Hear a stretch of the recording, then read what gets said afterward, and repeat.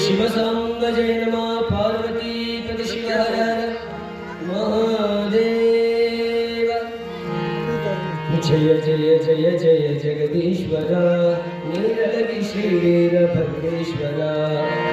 ಒಡೆಯೋ ಹೇ ದೇವ ಕರುಣಾಕರ ನೀರಗಿ ಶ್ರೀರಭದ್ರೇಶ್ವರ. ಜಯ ಜಯ ಜಯ ಜಯ ಜಗದೀಶ್ವರ ನೀರಗಿ ಶ್ರೀರಭದ್ರೇಶ್ವರ. ದುಷ್ಟ ಶಕ್ತಿಗಳ ಸಂಹರಿಸು ಶ್ರೇಷ್ಠ ಶರಣರಾಣಿ ಹರಿಸು. ಹೇ ಶ್ರೇಷ್ಠ ಶರಣರಾಣಿ ಹರಸು ಶ್ರೇಷ್ಠ ಶರಣರಾಣಿ ಹರಸು.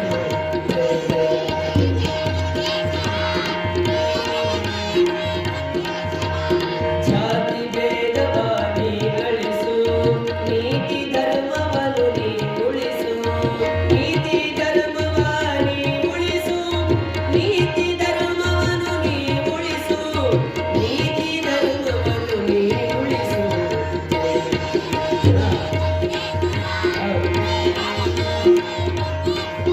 ಮನಧ್ಯಾನವಾನಿ ಬೆಳೆಸು ಸ್ವಾನುಭಾವದಿ ಮನವಿರಿಸು.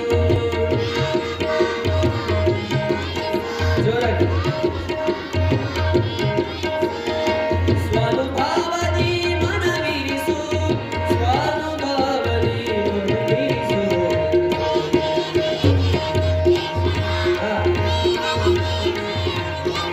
ಜೋರಾಗಿ ಕಷ್ಟ ನಷ್ಟಗಳ ನರಿಸಯ್ಯ ಶ್ರೇಷ್ಠ ಸದ್ಗುಣ ಬೆಳೆಸಯ್ಯ. ಇಷ್ಟಾರ್ಥ ಫಲಗಳ ನೀಡಯ್ಯ ಇಷ್ಟಾರ್ಥ ಫಲಗಳ ನೀಡಯ್ಯ. ಸರ್ವ ಭಕ್ತರನ್ನು ಕಾಯಯ್ಯ.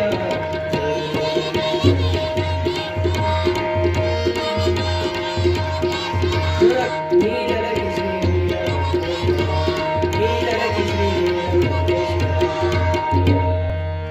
ಶಿವಸಾಂಬ ಜಯ ನಮಃ ಪಾರ್ವತಿ ಪತಿ ಶಿವ ಹರ. वीरभद्रेश्वर महाराज की, रामलिंगेश्वर महाराज की जय. मंगलम जय नमः पार्वती पति शिव हर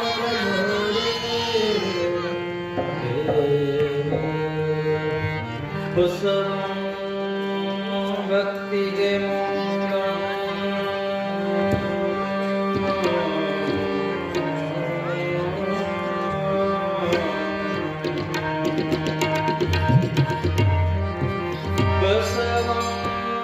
कालंगे कालननुपमशीलं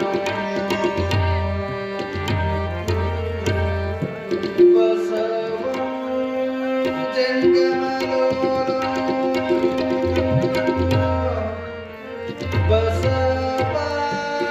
बसवरक्षिपुजन् संगन बसवा.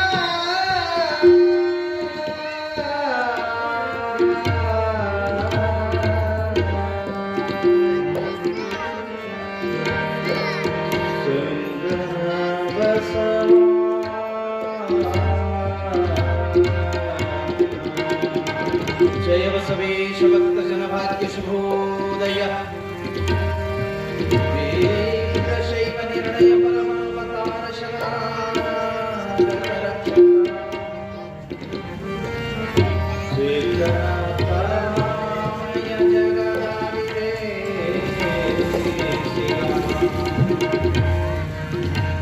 पुरातन पुंगव जय सोमनाथ जय देव जय विरतौ.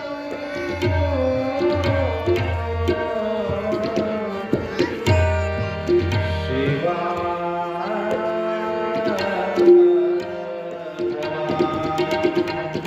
जय मंगलम जय नमः पार्वती पति शिव हर महादेव. शिवयोगीश्वर महाराज की जय. सिद्धलिंगेश्वर महाराज की जय. रामलिंगेश्वर महाराज की जय. वीरभद्रेश्वर महाराज की जय. भद्रकाली माता की जय. ग्रामदेवी माता की जय. जय मंगलम जय नमः पार्वती पति शिव हर महादेव.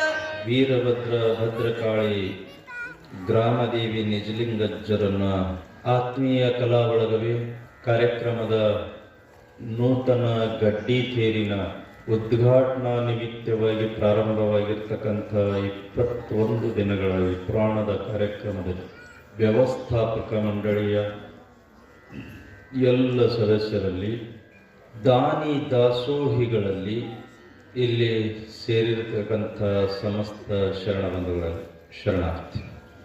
ನಿನ್ನೆ ದಿವಸ ನಾವುಗಳೆಲ್ಲ ವೀರಭದ್ರ ದೇವರ ಪುರಾಣದಲ್ಲಿ ಸತಿ ತಂದೆ ಮಾಡ್ತಾ ಇರ್ತಕ್ಕಂಥ ಯಜ್ಞದಲ್ಲಿ ಬಂದು ಆತ್ಮಾಹುತಿಯನ್ನು ಮಾಡಿಕೊಂಡ್ರು.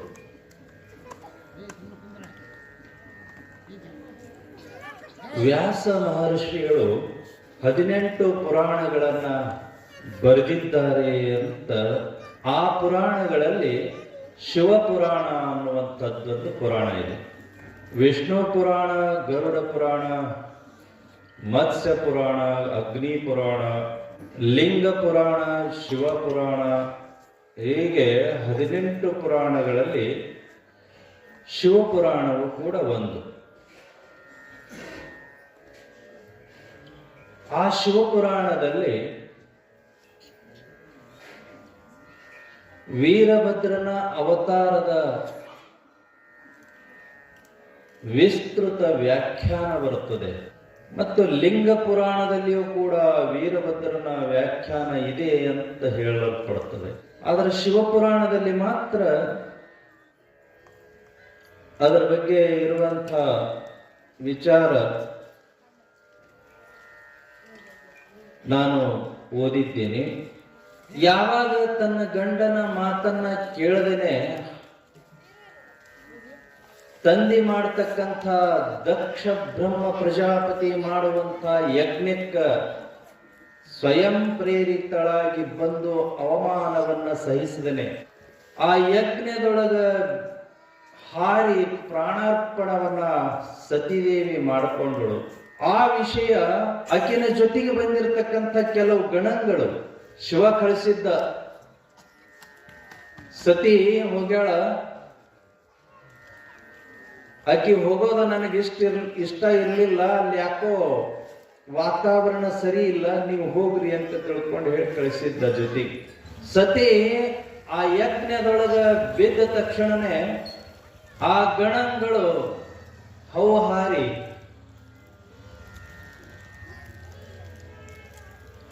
ಆ ತಾಯಿಯನ್ನ ಹೊರಗೆ ತೆಗೆಯಕ್ಕೆ ಪ್ರಯತ್ನ ಮಾಡಿರಬಹುದು. ಅದು ಸಹಜ.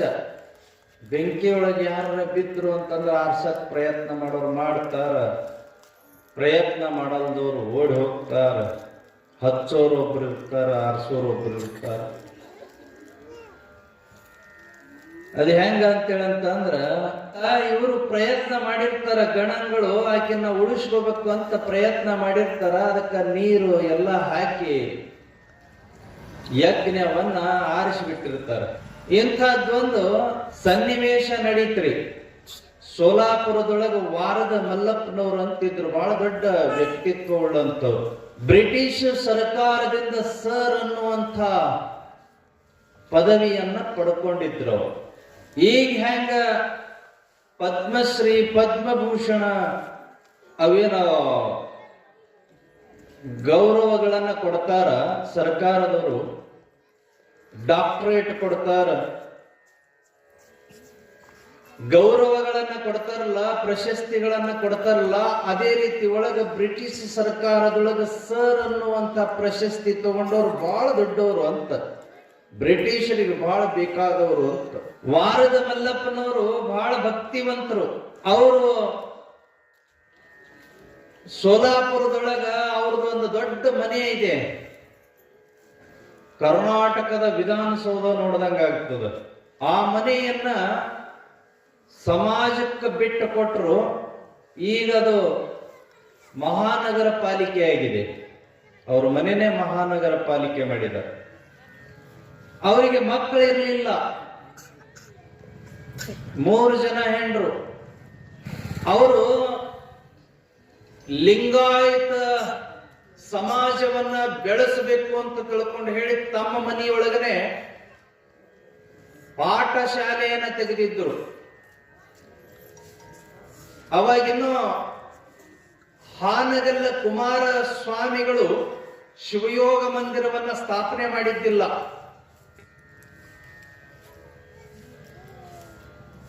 ನಾನಿದು ವಿಚಾರ ತಿಳಿಸ್ತಕ್ಕಂಥದ್ದು 1800ರ ಕೊನೆ ಘಳಿಗೆಯಲ್ಲಿ.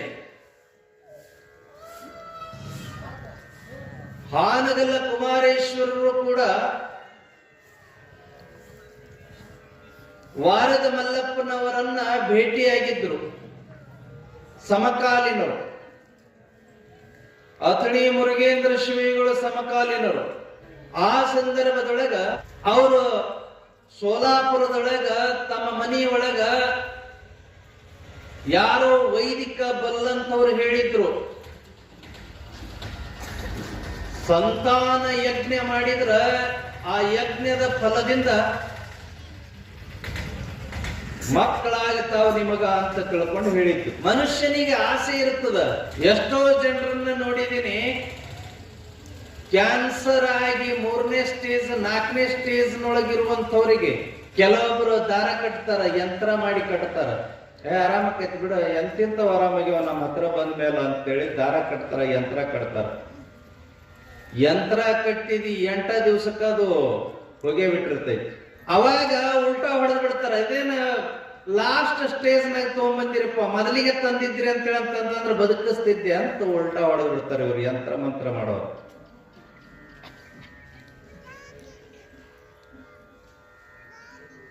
ಮನುಷ್ಯನಿಗೆ ಆಸೆ ನಾನು ಎಲ್ಲಿ ಬದುಕ್ತೀನೇನೋ ಅಂತ ಅವ ಲಾಸ್ಟ್ ಸ್ಟೇಜ್ ನೊಳಗ ನಳಿ ಹಚ್ಕೊಂಡು ಐಸೋಲೇಟದೊಳಗೆ ಇದ್ರೂ ಕೂಡ ಅವನಿಗೊಂದು ಆಶಾ ಕಿರಣ, ಈ ದಾರದಲ್ಲಿಂದಾದ್ರೂ ನಾನು ಬದುಕುವಂತಾಗಲಿ ಅಂತ ಆ ರೋಗಿ. ಪ್ರತಿಯೊಬ್ಬ ಮನುಷ್ಯನಿಗೂ ಅದು ಆಸೆ ಹುಟ್ಟುತ್ತೈತ್ರಿ. ಹಂಗ ವಾರದ ಮಲ್ಲಪ್ಪನವರಿಗೆ ಅವರ ಧರ್ಮ ಪತ್ನಿಯರಿಗೆ ಸಂತಾನ ಯಜ್ಞ ಮಾಡೋದ್ರಲ್ಲಿಂದ ನಮಗ ಮಕ್ಕಳಾಗಬಹುದು ಅಂತ ತಿಳ್ಕೊಂಡು ಆಸೆ ಹುಡ್ತು. ಮನೆ ಮುಂದ್ಗಡೆ ದೊಡ್ಡ ಹಂದ್ರ ಹಾಕಿ ಯಜ್ಞ ಕುಂಡವನ್ನ ರಚನೆ ಮಾಡಿ ಯಜ್ಞ ಮಾಡಾಕ ತಯಾರಾದಾಗ ಅದೇ ಸಮಯದೊಳಗಲ್ಲಿ ಸೋಲಾಪುರದೊಳಗ 40 ವಾಡದ ವೀರೇಶ್ವರ ಶರಣರು ಇದ್ರು. 40 ವಾಡದ ವೀರೇಶ್ವರ ಶರಣರು ಬಹಳ ಸಾತ್ವಿಕರು. ಯಾವುದೇ ಆಡಂಬರ ಇಲ್ಲ, ಪಂಚಾಂಗ ಹೇಳಂಗಿಲ್ಲ, ದೇವ್ರ ಹೇಳಂಗಿಲ್ಲ, ಯಂತ್ರ ಮಂತ್ರ ಮಾಡಂಗಿಲ್ಲ. ತಮ್ಮ ಕಾಯಕ ಆಯ್ತು, ಭಗವಂತನ ಪೂಜೆ ಆಯ್ತು, ನಿತ್ಯ ನೇಮದಂತೆ ಬದುಕ್ತಕ್ಕಂಥವ್ರು. ಅವ್ರು ಎಷ್ಟು ನಿಷ್ಠೆಯಿಂದ ಇದ್ರು ಅಂತೇಳಂತಂದ್ರ ಹಿಟ್ಟಿನ ಭಿಕ್ಷಾಕ್ ಹೋಗ್ತಿದ್ರು ಊರಾಗ. ಆ ಹಿಟ್ಟಿನ ಭಿಕ್ಷಾ ತಗೊಂಡು ಬಂದು ಮನೆಯೊಳಗ ರೊಟ್ಟಿನೋ ಗಂಜಿನೋ ಮಾಡ್ಕೊಂಡು ಅವರ ಸಂಸಾರವನ್ನು ನಡೆಸ್ತಿದ್ರು. ಹೆಂಡತಿ ಗಂಡ 3 ಜನ ಮಕ್ಕಳಿದ್ರು ಅವ್ರಿಗೆ. 1 ಗಂಡು 2 ಹೆಣ್ಣು. ಅದ್ರೊಳಗೆ ಒಬ್ಬಕ್ಕೆ ಮಗಳು ಉಳ್ಕೊಂತಾಳ. ಪ್ಲೇಗ್ ರೋಗ ಬಂದು ಗಂಡು 1 ಹೆಣ್ಣು 2 ಮಕ್ಕಳು ಸಾಯ್ತಾವ. ಅವ್ರು ಎಷ್ಟು ನಿಷ್ಠಾವಂತರಿದ್ರು ಅಂತೇಳಂತಂದ್ರೆ ಊರಾಗ ಹಿಟ್ಟಿನ ಭಿಕ್ಷಾಕ ಹೋದಾಗ ಇವ್ರು ಬಡತನ ನೋಡಕ್ ಆಗಲ್ದನ ಒಬ್ಬಕ್ಕೆ ಯಾರೋ ಹೆಣ್ಮಗಳು ಹಿಟ್ಟಿನ ಕೊಟ್ಟಾಗ ಒಂದು ಬಂಗಾರದ ಉಂಗುರ ನೀಡಿದ್ದಳಂತ ಹಿಟ್ಟಿನೊಳಗ. ಮನೆಗೆ ಜೋಳಿಗೆ ಒಳಗ್ ಗೊತ್ತಾಗ್ಲಿಲ್ಲ. ಸುಮ್ಮನೆ ತಗೊಂಡು ಬಂದು ಹೆಂಡತಿ ಕೈಯಾಗ ಕೊಟ್ರ ಹೆಂಡತಿ ಆ ಹಿಟ್ಟ ಸಾಣಿ ಹಿಡಿಯುವಾಗ ಉಂಗುರ ಬಂತು. ವೀರೇಶ್ವರ ಶರಣರು ಎಷ್ಟು ನಿಷ್ಠಾವಂತರಿದ್ರು ಅದ್ರ 10 ಪಟ್ಟು ಆ ಹೆಂಡತಿ ನಿಷ್ಠಾವಂತಳು. ಆಕೆ ಆ ತಕ್ಷಣದೊಳಗೆ ಉಂಗುರ ತಗೊಂಡು ಗಂಡನ ಕೈಯಾಗ ಕೊಟ್ಟು ಹೇಳ್ತಾಳಂತ, ಯಾರ ಮನಿದೋ ಏನೋ ಹಿಟ್ಟಿನೊಳಗೆ ಬಂದೈತಿ, ಹೊಳ್ಳಿ ಕೊಡ್ರಿ ಅಂದಳಂತ. ಆಯ್ದಕ್ಕೆ ಲಕ್ಕಮ್ಮ ಆಯ್ದಕ್ಕೆ ಮಾರಯ್ಯನವರಿಗೆ ಕೇಳದಂಗಾತು, ಈ ಸಕ್ಕಿಯ ಆಸೆ ನಿನಗೇಕೆ ಮಾರಯ್ಯ ಅಂದಂಗಾತು. ಆಸೆ ಎಂಬುದು ಅರಸಂಗಲ್ಲದೆ ಶಿವಭಕ್ತರಿಗುಂಟೆ ಅಯ್ಯ. ಶಿವಭಕ್ತರಿಗೆ ಯಾಕೆ ಆಸೆ ಇರಬೇಕು? ಶಿವ ಕೊಡವ ಇನ್ನು ಜೀವಂತದನ. ಅವ ಎಲ್ಲಿವರೆಗೂ ಜೀವಂತ ಇರ್ತಾನ ಅಲ್ಲಿವರೆಗೂ ಶಿವ ಕೊಡ್ತಾ ಇರ್ತಾನ. ಶರಣನಿಗೆ ಬಡತನ ಅನ್ನೋದು ಬರಂಗ ಇಲ್ಲ. ಕಾಯಕ ಪೂಜೆ ಅಂತ ನಂಬಿ ಬದುಕಬೇಕು ಅಂತ ತಿಳ್ಕೊಂಡು 12ನೇ ಶತಮಾನದೊಳಗನೆ ಆಯ್ದಕ್ಕೆ ಲಕ್ಕಮ್ಮ ಹೇಳಿದ್ರು. ನಮ್ಮ ಜೀವನಕ್ಕೂ ಶರಣ ಜೀವನಕ್ಕೂ ವ್ಯತ್ಯಾಸ ಏನಾಗ್ತದ ಅಂತಂತಂದ್ರೆ, ಒಂದು ಮಗು ಶಾಲೆ ಒಳಗಿಂದ ಒಂದು ಮುರಿದ ಪೆನ್ಸಿಲ್ ಕದ್ಕೊಂಡು ಬಂತು ಅಂತಂತಂದ್ರೆ ತೆಗೆದಿಡಿಸ್ತಕ್ಕಂಥವ್ರು ಜನ ಆಗ್ತಾರ. ತೆಗೆದಿಡೋ ನಾಳೆಗೆ ತಗೊಂಡು ಹೋಗಬೇಡ, ನೋಡಿದ್ನಂದ್ರೆ ಕಸುವಂತನದು ಪೆನ್ಸಿಲ್ ಮನ್ಯಾಗ ತೆಗೆದಿಡು ಅಂತ ತಿಳ್ಕೊಂಡು ಕಳತನ ಮಾಡೋದು ಕಲಿಸೋದು ಸಮಾಜ ಆಗ್ತದ. ಕಳತನ ಮಾಡೋದನ್ನ ಬಿಡಿಸಿ ಕಾಯಕ ಮಾಡೋದನ್ನ ಕಲಿಸೋದು ಶರಣ ಸಮಾಜ ಆಗ್ತದೆ, ಶರಣ ಜೀವನ ಆಗ್ತದೆ. ಶರಣರಿಗೂ ಸಾಮಾನ್ಯರಿಗೂ ವ್ಯತ್ಯಾಸ ಇದು. ತಮ್ಮ ಹೊಲದಾಗಿಂದ ಪುಂಡಿ ಪಲ್ಯ ಬಿಟ್ಟು ದಾರಿ ಒಳಗೆ ಬರುವಾಗ ಮಂದಿ ಹೊಲದಾಗಿಂದ ಪುಂಡಿ ಪಲ್ಯ ತಗೊಂಡು ಬರುವಂತವ್ರು ಸಾಮಾನ್ಯರಾಗ್ತಾರ. ಹೊಲದಾಗ ಬೆಳೆದಿದ್ದನ್ನ ಬೆಳೆದಂತನೇ ದಾಸೋಹ ಮಾಡೋರು ಶರಣರಾಗ್ತಾರ. ಅದನ್ನ ವಿಚಾರ ಮಾಡಂಗಿಲ್ಲ ಮನುಷ್ಯ.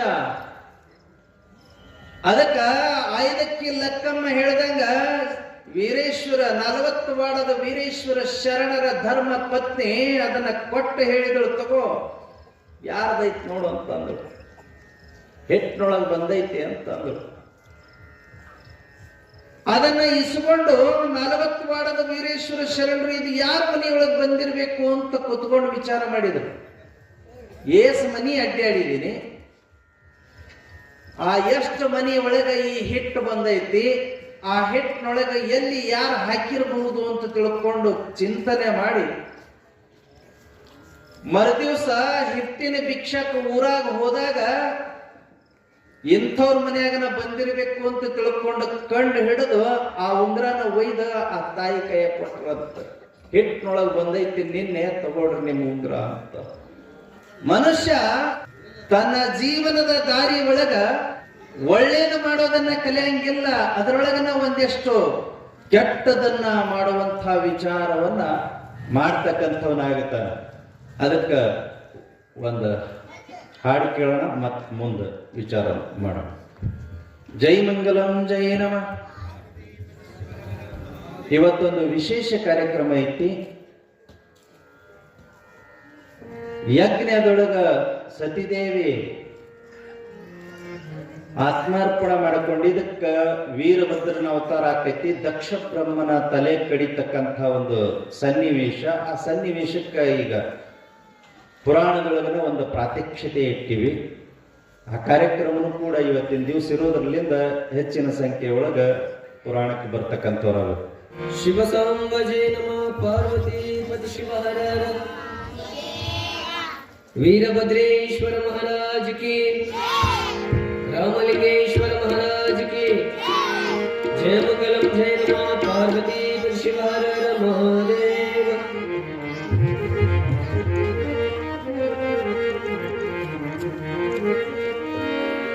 ಒಡಗುಡಿಗಾದ ಕಸ್ತೂರಿ ಪರಿಮಳಂಗಳ ಬಿಡದೆ ಲೇಪಿಸಿಕೊಂಬುದು ನಿನ್ನದು ನಿನ್ನದು ನಿನ್ನದು.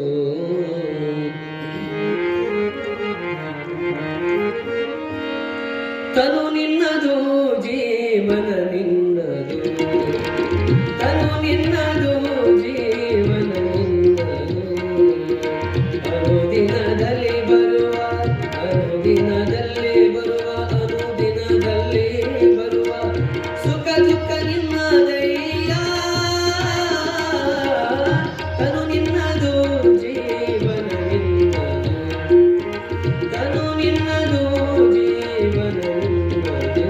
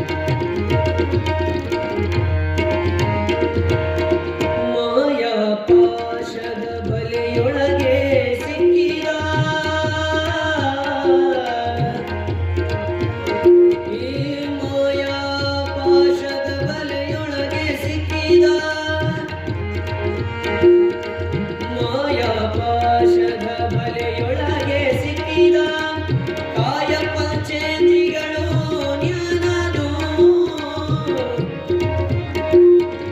ಕನಕನಾದಿ ಒಡೆಯ ಶ್ರೀಯಾದಿ ಕೇಶವನ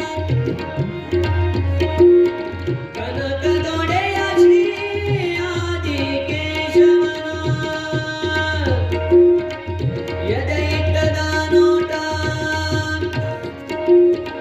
ಆ ನೋಟ ಜ್ಞಾನದಯ್ಯ ತನು ನಿನ್ನದು ಜೀವನ ತನು ನಿನ್ನದು ಜೀವನ ಅದು ದಿನದಲ್ಲಿ ಬರುವ ದಿನಗಳಲ್ಲಿ ಬರುವ ಅದು ದಿನದಲ್ಲಿ ಬರುವ ಸುಖ ದುಃಖ ನಿನ್ನದಯ್ಯ ತನು ನಿನ್ನದು ಜೀವನ ತನು ನಿನ್ನದು ಜೀವನ ನಿನ್ನದು ತನು ನಿನ್ನದು ಜೀವನ ನಿನ್ನದು ಶಿವಸಾಂಬ ಜಯ ನಮಃ ಪಾರ್ವತೀಪತಿ ಶಿವಹರ ಹರ ಮಹಾದೇವ वीरभद्रेश्वर महाराज की जय मंगलम जय नमः पार्वतीपति शिव हर हर महादेव ಸೋಲಾಪುರದಲ್ಲಿ 40 ವಾಡದ ವೀರೇಶ್ವರ ಶರಣರಿದ್ರಲ್ಲ, ವಾರದ ಮಲ್ಲಪ್ಪನವರೇನು ಯಜ್ಞ ಮಾಡಕತ್ತಿದ್ರು, ಸಂತಾನ ಯಜ್ಞ. ಈ ಸಂತಾನ ಯಜ್ಞಗಳನ್ನ ಹಿಂದಿನ ಕಾಲದಲ್ಲಿ ಬಹಳಷ್ಟು ಜನ ರಾಜರು ಮಾಡಿದ್ರು. ಪಾಂಡವರ ಮಕ್ಕಳಿಗೋಸ್ಕರವಾಗಿ ಅವಾಗ ಅವರು ಮಾಡಿದ್ರು. ರಾಮಾಯಣದಲ್ಲಿಯೂ ಕೂಡ ಇದರ ಉಲ್ಲೇಖಗಳು ಸಿಗುತ್ತವೆ.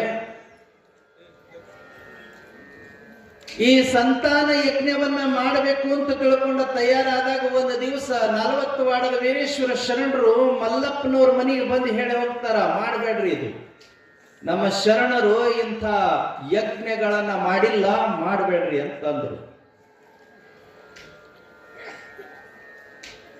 ಅವರು ಆಯ್ತ್ರಿಪ್ಪ ಹೂನ್ರಿಪ್ಪ ಅಂತ ತಿಳ್ಕೊಂಡಂತಂದು ಅವ್ರು ಹಂಗ ಹೇಳೋರ, ಇಷ್ಟು ದೊಡ್ಡ ಆಸ್ತಿ ಐತಿ, ಮನಿ ಐತಿ, ಮನಿಗೆ ಒಂದು ಬೆಳಕಿರ್ಲಿಲ್ಲ ಅಂತಂದ್ರೆ ಹೆಂಗ ಅಂತ ತಿಳ್ಕೊಂಡು ವಿಚಾರ ಮಾಡಿ ಮತ್ತು ಯಜ್ಞ ಮಾಡೋದನ್ನ ಕಂಟಿನ್ಯೂ ಮಾಡಿಬಿಟ್ಟಿದ್ರು. ಯಜ್ಞವನ್ನ ಬೆಳಗಿನ ಸಮಯದೊಳಗೆ ಚಾಲೂ ಮಾಡಿದ್ರು. ಆ ದಿವಸ ನಿಗದಿಯಾದಂತಹ ದಿವಸ ವೀರೇಶ್ವರ ಶರಣರಿಗೆ ಗೊತ್ತಾತು ಯಜ್ಞ ಮಾಡಕತ್ಯಾರ ಅಂತೇಳಿ. ಬಂದ್ರು, ಜೋಳಿಗೆ ಬೆತ್ತ ಎಲ್ಲ ಇತ್ತು, ಹಿಟ್ಟು ಬೇಡಕ್ಕೆ ಬಂದಿರ್ತಕ್ಕಂಥವ್ರಿಗೆ ಗೊತ್ತಾದ ತಕ್ಷಣ ಸೀದಾ ವಾರದ ಮಲ್ಲಪ್ಪನವ್ರ ಮನೆಗೆ ಬಂದು ಮಲ್ಲಪ್ಪನವರಿಗೆ ಮತ್ತು ಅವರ ಧರ್ಮ ಪತ್ನಿಯರಿಗೆ ಹೇಳಿದ್ರು, ನಿಮಗೆ ಬ್ಯಾಡ ಅಂತ ಹೇಳಿದ್ದೆ ನಮ್ಮ ಶರಣರು, ಇದೆಲ್ಲ ಒಪ್ಪಂಗಿಲ್ಲ. ಶರಣ ಧರ್ಮದಂತನೇ ನೀವು ದಂಪತಿಗಳು ನಡ್ಕೊಳಾಗತ್ತೀರಿ, ನೀವು ಲಿಂಗಾಯತರು, ನೀವು ಯಜ್ಞ ಯಾಗಾದಿಗಳನ್ನ ಮಾಡಬಾರದು ಅಂತ ತಿಳ್ಕೊಂಡು ಅವರು ಹೇಳಿದ್ರು. ಮಾಡಬಾರದು ಅಂತ ತಿಳ್ಕೊಂಡು ಮೊನ್ನೆ ದಿವಸ ಬಂದು ಹೇಳಿದೀನಿ, ಮತ್ತು ಮಾಡಕತ್ತಿರಲ್ಲ ಅಂತ ತಿಳ್ಕೊಂಡಂತಂದ್ರು. ಅದನ್ನ ಇಲ್ಲಿಗೆ ಸಮಾಪ್ತಗೊಳಿಸ್ರಿ ಅಂತ ತಿಳ್ಕೊಂಡಂತಂದ್ರು. ಇಲ್ರಿ ಬುದ್ಧಿ, ಮಾಡಕತ್ತೀವಿ, ಆಯ್ತು ಬಿಡ್ರಿ, ಇನ್ನೊಂದ್ಸಲ ಮಾಡಂಗಿಲ್ಲ, ಇದೊಂದ್ಸಲ ಮಾಡಕತ್ತೀವಿ ಅಂತ ತಿಳ್ಕೊಂಡು ಹಿಂಗ್ ಸಮಾಧಾನ ಮಾಡಕ್ ಹೋದ್ರು. ಅವ್ರು ಕೇಳಿಲ್ಲ, ಹೋಗಿ ಸೀದಾ ಆ ಯಜ್ಞ ಕುಂಡದೊಳಗ ಹಾರೇ ಬಿಟ್ರು. ಯಜ್ಞ ಕುಂಡದೊಳಗೆ ಉರಿಯುವಂತ ಯಜ್ಞ ಕುಂಡದೊಳಗೆ ಬಿದ್ದ ತಕ್ಷಣನೇ ಗಪ್ ಅಂತ ತಿಳ್ಕೊಂಡು ಅವ್ರನ್ನ ಹೊರಗೆ ತೆಕ್ಕೊಂಡು ಮತ್ತ ಅವರಿಗೆ ಕಾಲಿಗೆ ಕೈಗೆ ಸ್ವಲ್ಪ ಬೆಂಕಿ ತಗಲಿತ್ತು. ಅದೆಲ್ಲವನ್ನ ಒರೆಸಿ ಮತ್ತವರಿಗೆ ಸ್ನಾನ ಮಾಡಿಸಿ ಮನೆಗೆ ಕಳಿಸಿಕೊಟ್ಟ ಬಳಿಕ ಯಜ್ಞವನ್ನ ಪೂರ್ಣ ಮಾಡಿದರು. ಯಜ್ಞವನ್ನ ಪೂರ್ಣ ಮಾಡಿದ್ರು ಕೂಡ ವಾರದ ಮಲ್ಲಪ್ಪನವರಿಗೆ ಮಕ್ಕಳಾಗಲೇ ಇಲ್ಲ. ಮಕ್ಕಳಾಗದೆ ಇದ್ದಿದ್ದಕ್ಕ ಅವರ ಆಸ್ತಿನ ಸಮಾಜಕ್ಕೋಸ್ಕರವಾಗಿ ಬಿಟ್ಟುಕೊಟ್ರು. ಶರಣ ಧರ್ಮದೊಳಗ, ಬಸವ ತತ್ವದೊಳಗ ಅಥವಾ ಲಿಂಗಾಯತರಲ್ಲಿ ಯಜ್ಞ ಯಾಗಾದಿಗಳ ನಿಯಮ ಇಲ್ಲ ಅಂತ ತಿಳ್ಕೊಂಡು ಯಜ್ಞಗಳನ್ನು ಮಾಡಬಾರದು ಅಂತೇಳಿ ನಿಷಿದ್ಧ ಇದೆ. ಆದ್ರೆ ಇತ್ತಿತ್ತಲಾಗಿ ವೀರಶೈವರು ಮನಿ ಓಪನಿಂಗ್ ದೊಳಗ ಅವಾಗ ಇವಾಗ ಸಣ್ಣಗೆ ಚಾಲು ಮಾಡ್ಯಾರ. ಆದ್ರ ಪರಮೇಶ್ವರ ಆಗಮದಂತ ಆಗಮಗಳಲ್ಲಿ ಯಜ್ಞಗಳನ್ನು ಯಾವ್ಯಾವ ಸಂದರ್ಭದೊಳಗೆ ಮಾಡಬೇಕು ಅಂತ ತಿಳ್ಕೊಂಡು ಅವ್ರು ತಿಳಿಸ್ತಾರ ವೀರಶೈವರಿಗೆ. ಎಲ್ಲಾ ಸಂದರ್ಭದೊಳಗೂ ಮಾಡಂಗಿಲ್ಲ ಅವರು. ಅಯ್ಯಾಚಾರ ಆಗ್ಬೇಕಾದ್ರೆ ಅಗ್ನಿ ಸಾಕ್ಷಿಯಾಗಿ ಮಾಡಂತ ಹೇಳ್ತೈತಿ. ಲಗ್ನ ಆಗಬೇಕಾದ್ರೆ ಅಗ್ನಿ ಸಾಕ್ಷಿಯಾಗಿ ನೀವು ಲಗ್ನ ಆಗ್ರಿ ಅಂತ ಹೇಳ್ತೈತಿ. ಮನಿ ಓಪನಿಂಗ್ ಒಳಗ ಅಷ್ಟ ಯಾಕೆ ಮಾಡ್ಬೇಕು ಅಂತ ಮಾಡೋದಿತ್ತು ಅಂತ ಹೇಳಂತಂದ್ರೆ ಇವೆಲ್ಲವೂ ಪಾಲನೆ ಮಾಡ್ಬೇಕು ಅಂತ ಹೇಳ್ತೈತಿ ಅದವ ಪರಮೇಶ್ವರ ಆಗಮ. 28 ಆಗಮಗಳದವ. 28 ಆಗಮಗಳಲ್ಲಿ ಪರಮೇಶ್ವರ ಆಗಮ ಒಂದು. ಪರಮೇಶ್ವರ ಆಗಮದೊಳಗೆ ಇದೆಲ್ಲವನ್ನ ತಿಳಿಸ್ತವ. ನಾವು ಅಯ್ಯಾಚಾರ ಮಾಡ್ಕೋಬೇಕಾದ್ರೆ ನಮಗೂ ಯಜ್ಞ ಅಗ್ನಿ ಸಾಕ್ಷಿಯಾಗಿ ಯಜ್ಞ ಮಾಡಿ ಅಯ್ಯಾಚಾರ ಮಾಡ್ಲಿಲ್ಲ. ಶೋಕಿ ಆಗಬಾರದು. ಪೂಜೆ ಅನ್ನುವಂಥದ್ದು ಶ್ರದ್ಧಾ ಕೇಂದ್ರ ಆಗಬೇಕು. ಯಜ್ಞಗಳನ್ನ ಮಾಡಿದ್ರು ಕೂಡ ಭಯಭಕ್ತಿಯಿಂದ ಶ್ರದ್ಧಾ ಕೇಂದ್ರವಾಗಿ ಮಾರ್ಪಡಬೇಕೇ ವಿನಃ ಅದು ಶೋಕಿ ಆಗಬಾರದು ಅನ್ನುವಂಥದ್ದು. ಅದರೊಳಗ ಈ ಯಜ್ಞಗಳನ್ನ ಮಾಡಬೇಕು ಅಂತೇಳಂತಂದ್ರ ಯಾರು ಮಾಡಬೇಕು, ಎಂಥವ್ರು ಮಾಡಬೇಕು ಅನ್ನೋದ್ರ ಬಗ್ಗೆ ಪರಿಕಲ್ಪನೆ ಇರಬೇಕು ಅಂತ ತಿಳ್ಕೊಂಡು ವೀರಭದ್ರ ಪುರಾಣದೊಳಗ ಈ ವಿಚಾರಗಳು ಬರ್ತಾ ಹೋಗ್ತಾವ. ಅದಕ್ಕ ಸತಿ ಹೋಗಿ ಆ ಯಜ್ಞದೊಳಗೆ ಬಿದ್ದಾಗ ಅಲ್ಲಿರ್ತಕ್ಕಂಥ ಗಣಗಳು ಪ್ರಯತ್ನ ಮಾಡಿ ಹೊರಗೆ ಎಳ್ಕೊಂಡು ಅಕ್ಕಿನ್ನ ಬದುಕಿಸ್ಕೋಬೇಕು ಅಂತ ತಿಳ್ಕೊಂಡಂತಂದಾಗ ಈ ಮಂಚದಷ್ಟು ದೊಡ್ಡದಾದಂಥ ಯಜ್ಞದೊಳಗ ಹಾರಿ ಬಿದ್ರ ಒಳಗೆ ಹೋಗಿ ತಗೊಂಡು ಬರೋರು ಯಾರು? ಸಿಕ್ಕಾಪಟ್ಟೆ ಉರಿಯಾಕತ್ತೈತಿ. ಕಟ್ಟಿಗೆ ಹಾಕ್ಯಾರ, ದಗ ದಗ ಅನ್ನಕತ್ತೈತಿ. ಅದರೊಳಗ ಸತಿ ಬಿದ್ದು ಬಿಟ್ಟಾಳ. ತಗೊಂಡು ಬರೋರು ಯಾರು? ನೀರ್ ಹಾಕಿದ್ರು, ಒಂದಿಷ್ಟ ಉಗ್ಗಿದ್ರು, ಆರಿಸಿದ್ರು, ಎಲ್ಲರೂ ಗಾಬರಿಯಾಗಿ ನಿಂತುಕೊಂಡಾರ. ಆ ಗಣಗಳು ದುಃಖದಿಂದ ಅಳ್ಕೊಂತ ಸತಿ ಕುಸಿದು ಬಿದ್ದಿರ್ತಕ್ಕಂಥದ್ದನ್ನ ನೋಡಿ ಆಕೆ ಪ್ರಾಣತ್ಯಾಗ ಮಾಡಿದಳು ಅಂತ ತಿಳ್ಕೊಂಡು ಹೇಳಿ ಅಳ್ಕೊಂತ ಹೋಗಿ ಕೈಲಾಸಕ್ಕೆ ಹೋಗಿ ಶಿವನಲ್ಲಿ ಈ ವಾರ್ತೆಯನ್ನ ಮುಟ್ಟಿಸಿದ್ರು. ಶಿವನಿಗೆ ಈ ಕಡೆಗೆ ಚಿಂತೆ ಇತ್ತು. ಹೆಂಡತಿ ತವ್ರ ಮನೆಗೆ ಹೋಗ್ಯಾಳ, ಅಲ್ಲಿ ಏನ್ ಅವಘಡ ನಡೀತೋ ಏನೋ ಅಂತ ತಿಳ್ಕೊಂಡ ಚಿಂತೆ ಇತ್ತು. ಆ ಚಿಂತೆ ಒಳಗನ ಇದ್ದ ಈ ಗಣಗಳು ಬಂದು ಹೇಳಿದ ತಕ್ಷಣನೇ ಸೆಟ್ಟು ಬಂತು. ಎದ್ದು ನಿಂತುಕೊಂಡ ಉಗ್ರನಾದ ರುದ್ರನಾದ ಶಿವ ರುದ್ರನಾಗಿ ಹುಂಕರಿಸದ ತನ್ನ ತಲೆಯ ಜಡೆಯನ್ನ ತೆಗೆದು ಇದು ಆಗ್ತದಂತ ಗೊತ್ತಿತ್ತು, ಸತಿಗೆ ಹೋಗಬೇಡ ಅಂತ ಅಂದಿದ್ದೆ, ಹೋದಳು ಅಂತ ತಿಳ್ಕೊಂಡು ಹೇಳಿ ತನ್ನ ತಲೆಯ ಕೂದಲನ್ನು ನೆಲಕ್ಕೆ ಅಪ್ಪಳಿಸಿದಾಗನೇ ಆ ಅಪ್ಪಳಿಸಿರುವಂತಹ ವೇಗಕ್ಕ ವೀರಭದ್ರನ ಉದಯ ಆಯಿತು. ಜೈ ಮಂಗಲಂ ಜೈ वीरभद्रेश्वर महाराज की, ध्यामताई माता की जय. मंगलम जय नमः पार्वती पति शिव हर हर महादेव.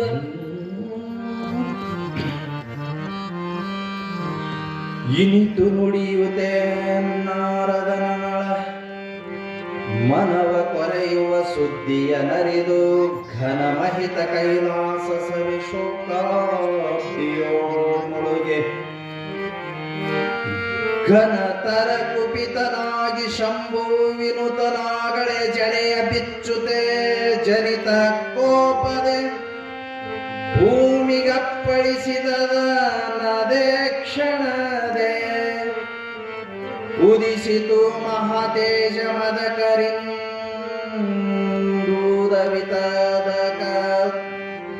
ಶರೀರಂ ಪದಪಿನಾಯುಧ ವಸನ ಭೂಷಣವ ಪಡೆದ ಶಿವನೋ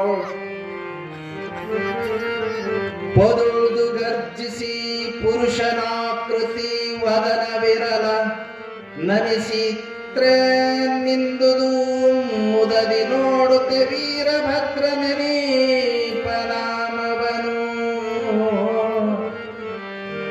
ವೀರಭದ್ರ ನೆನೀಪನಾಮವನು.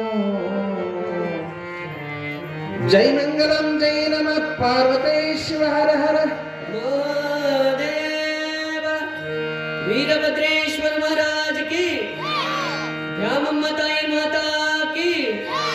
ಜಯಮಂಗಲಂ ಜಯ ನಮಃ ಪಾರ್ವತೀಪತಿ ಶಿವ ಹರ ಹರ ಮಹಾದೇವ.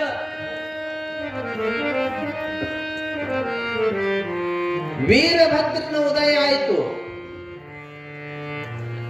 ವೀರಭದ್ರನ ಉದಯ ಆದ ತಕ್ಷಣನೇ ವೀರಭದ್ರ ವೀರಭದ್ರ ಅಂತ ಎರಡು ಶಬ್ದಗಳದವ.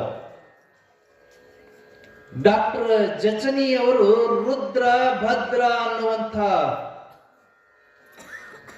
ಒಂದು ಸಂಶೋಧನಾತ್ಮಕವಾಗಿರ್ತಕ್ಕಂಥ ಪುಸ್ತಕದಲ್ಲಿ ರುದ್ರ ಅಂತಂದ್ರೆ ಯಾರು, ಭದ್ರ ಅಂತಂದ್ರೆ ಯಾರು ಅನ್ನೋದ್ರ ಬಗ್ಗೆ ಕೂಲಂಕಷವಾಗಿ ವಿವರಣೆ ನೀಡುತ್ತಾರೆ.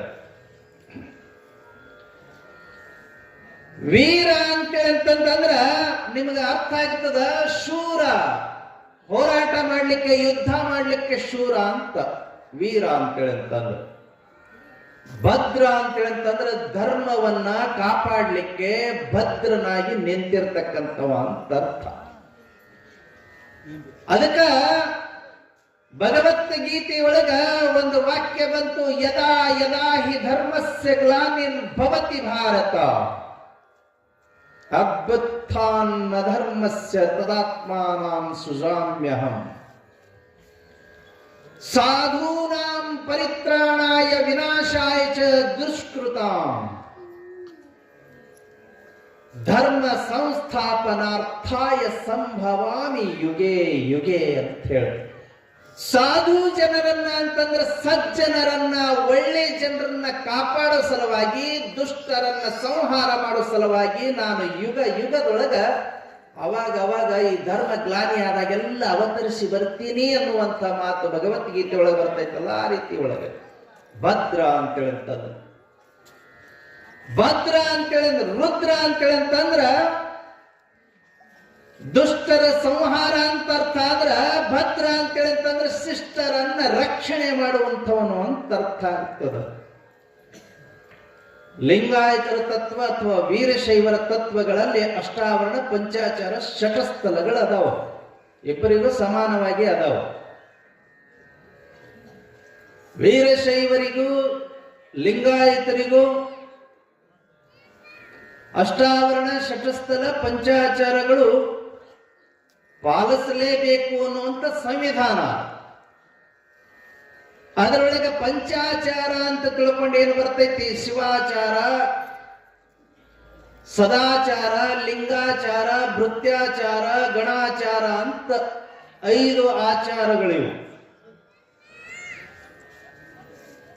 ಶಿವಾಚಾರ ಅಂತಂತಂದ್ರ ಶಿವನನ್ನ ಬಿಟ್ಟು ಬೇರೆ ಅನ್ಯ ದೈವಗಳಿಲ್ಲ, ಬೇರೆ ಅನ್ಯ ದೈವಗಳಿಗೆ ಎರಗದೆ ಇರುವುದು.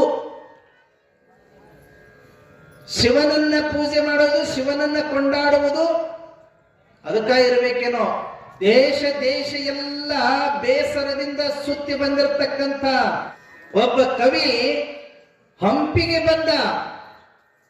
ಹಂಪಿಗೆ ಬಂದಂತ ಸಂದರ್ಭದೊಳಗ ಯಾರೋ ಹೇಳಿದ್ರಲ್ಲಿ 101 ವಿರಕ್ತರಿರ್ತಾರ ಅಂತ ತಿಳ್ಕೊಂಡು. ಪ್ರೌಢದೇವರಾಯನ ಕಾಲ ಅದು. ಕೃಷ್ಣ ದೇವರಾಯನಕ್ಕಿಂತಲೂ ಪೂರ್ವದಲ್ಲಿ ಪ್ರೌಢದೇವರಾಯನ ಕಾಲದಲ್ಲಿ 101 ವಿರಕ್ತರಿದ್ರು. ಆ 101 ವಿರಕ್ತರಿಗೆ ಮುಖಂಡ ಯಾರು ಅಂತ ಹೇಳಿದ್ರೆ ಹರಿಹರ ದೇವ, ಹರಿಹರ ಶಿವಾಚಾರ್ಯ ಅಂತ ಕರೀತಿದ್ರು ಅವನಿಗೆ, ಹರಿಹರ ದೇವನಿಗೆ. ಹರಿಹರ ದೇವ ಹಲವಾರು ಮಹಾತ್ಮರ ಮೇಲೆ ರಗಳೆಗಳನ್ನು ಬರೆದಿದ್ದಾರೆ.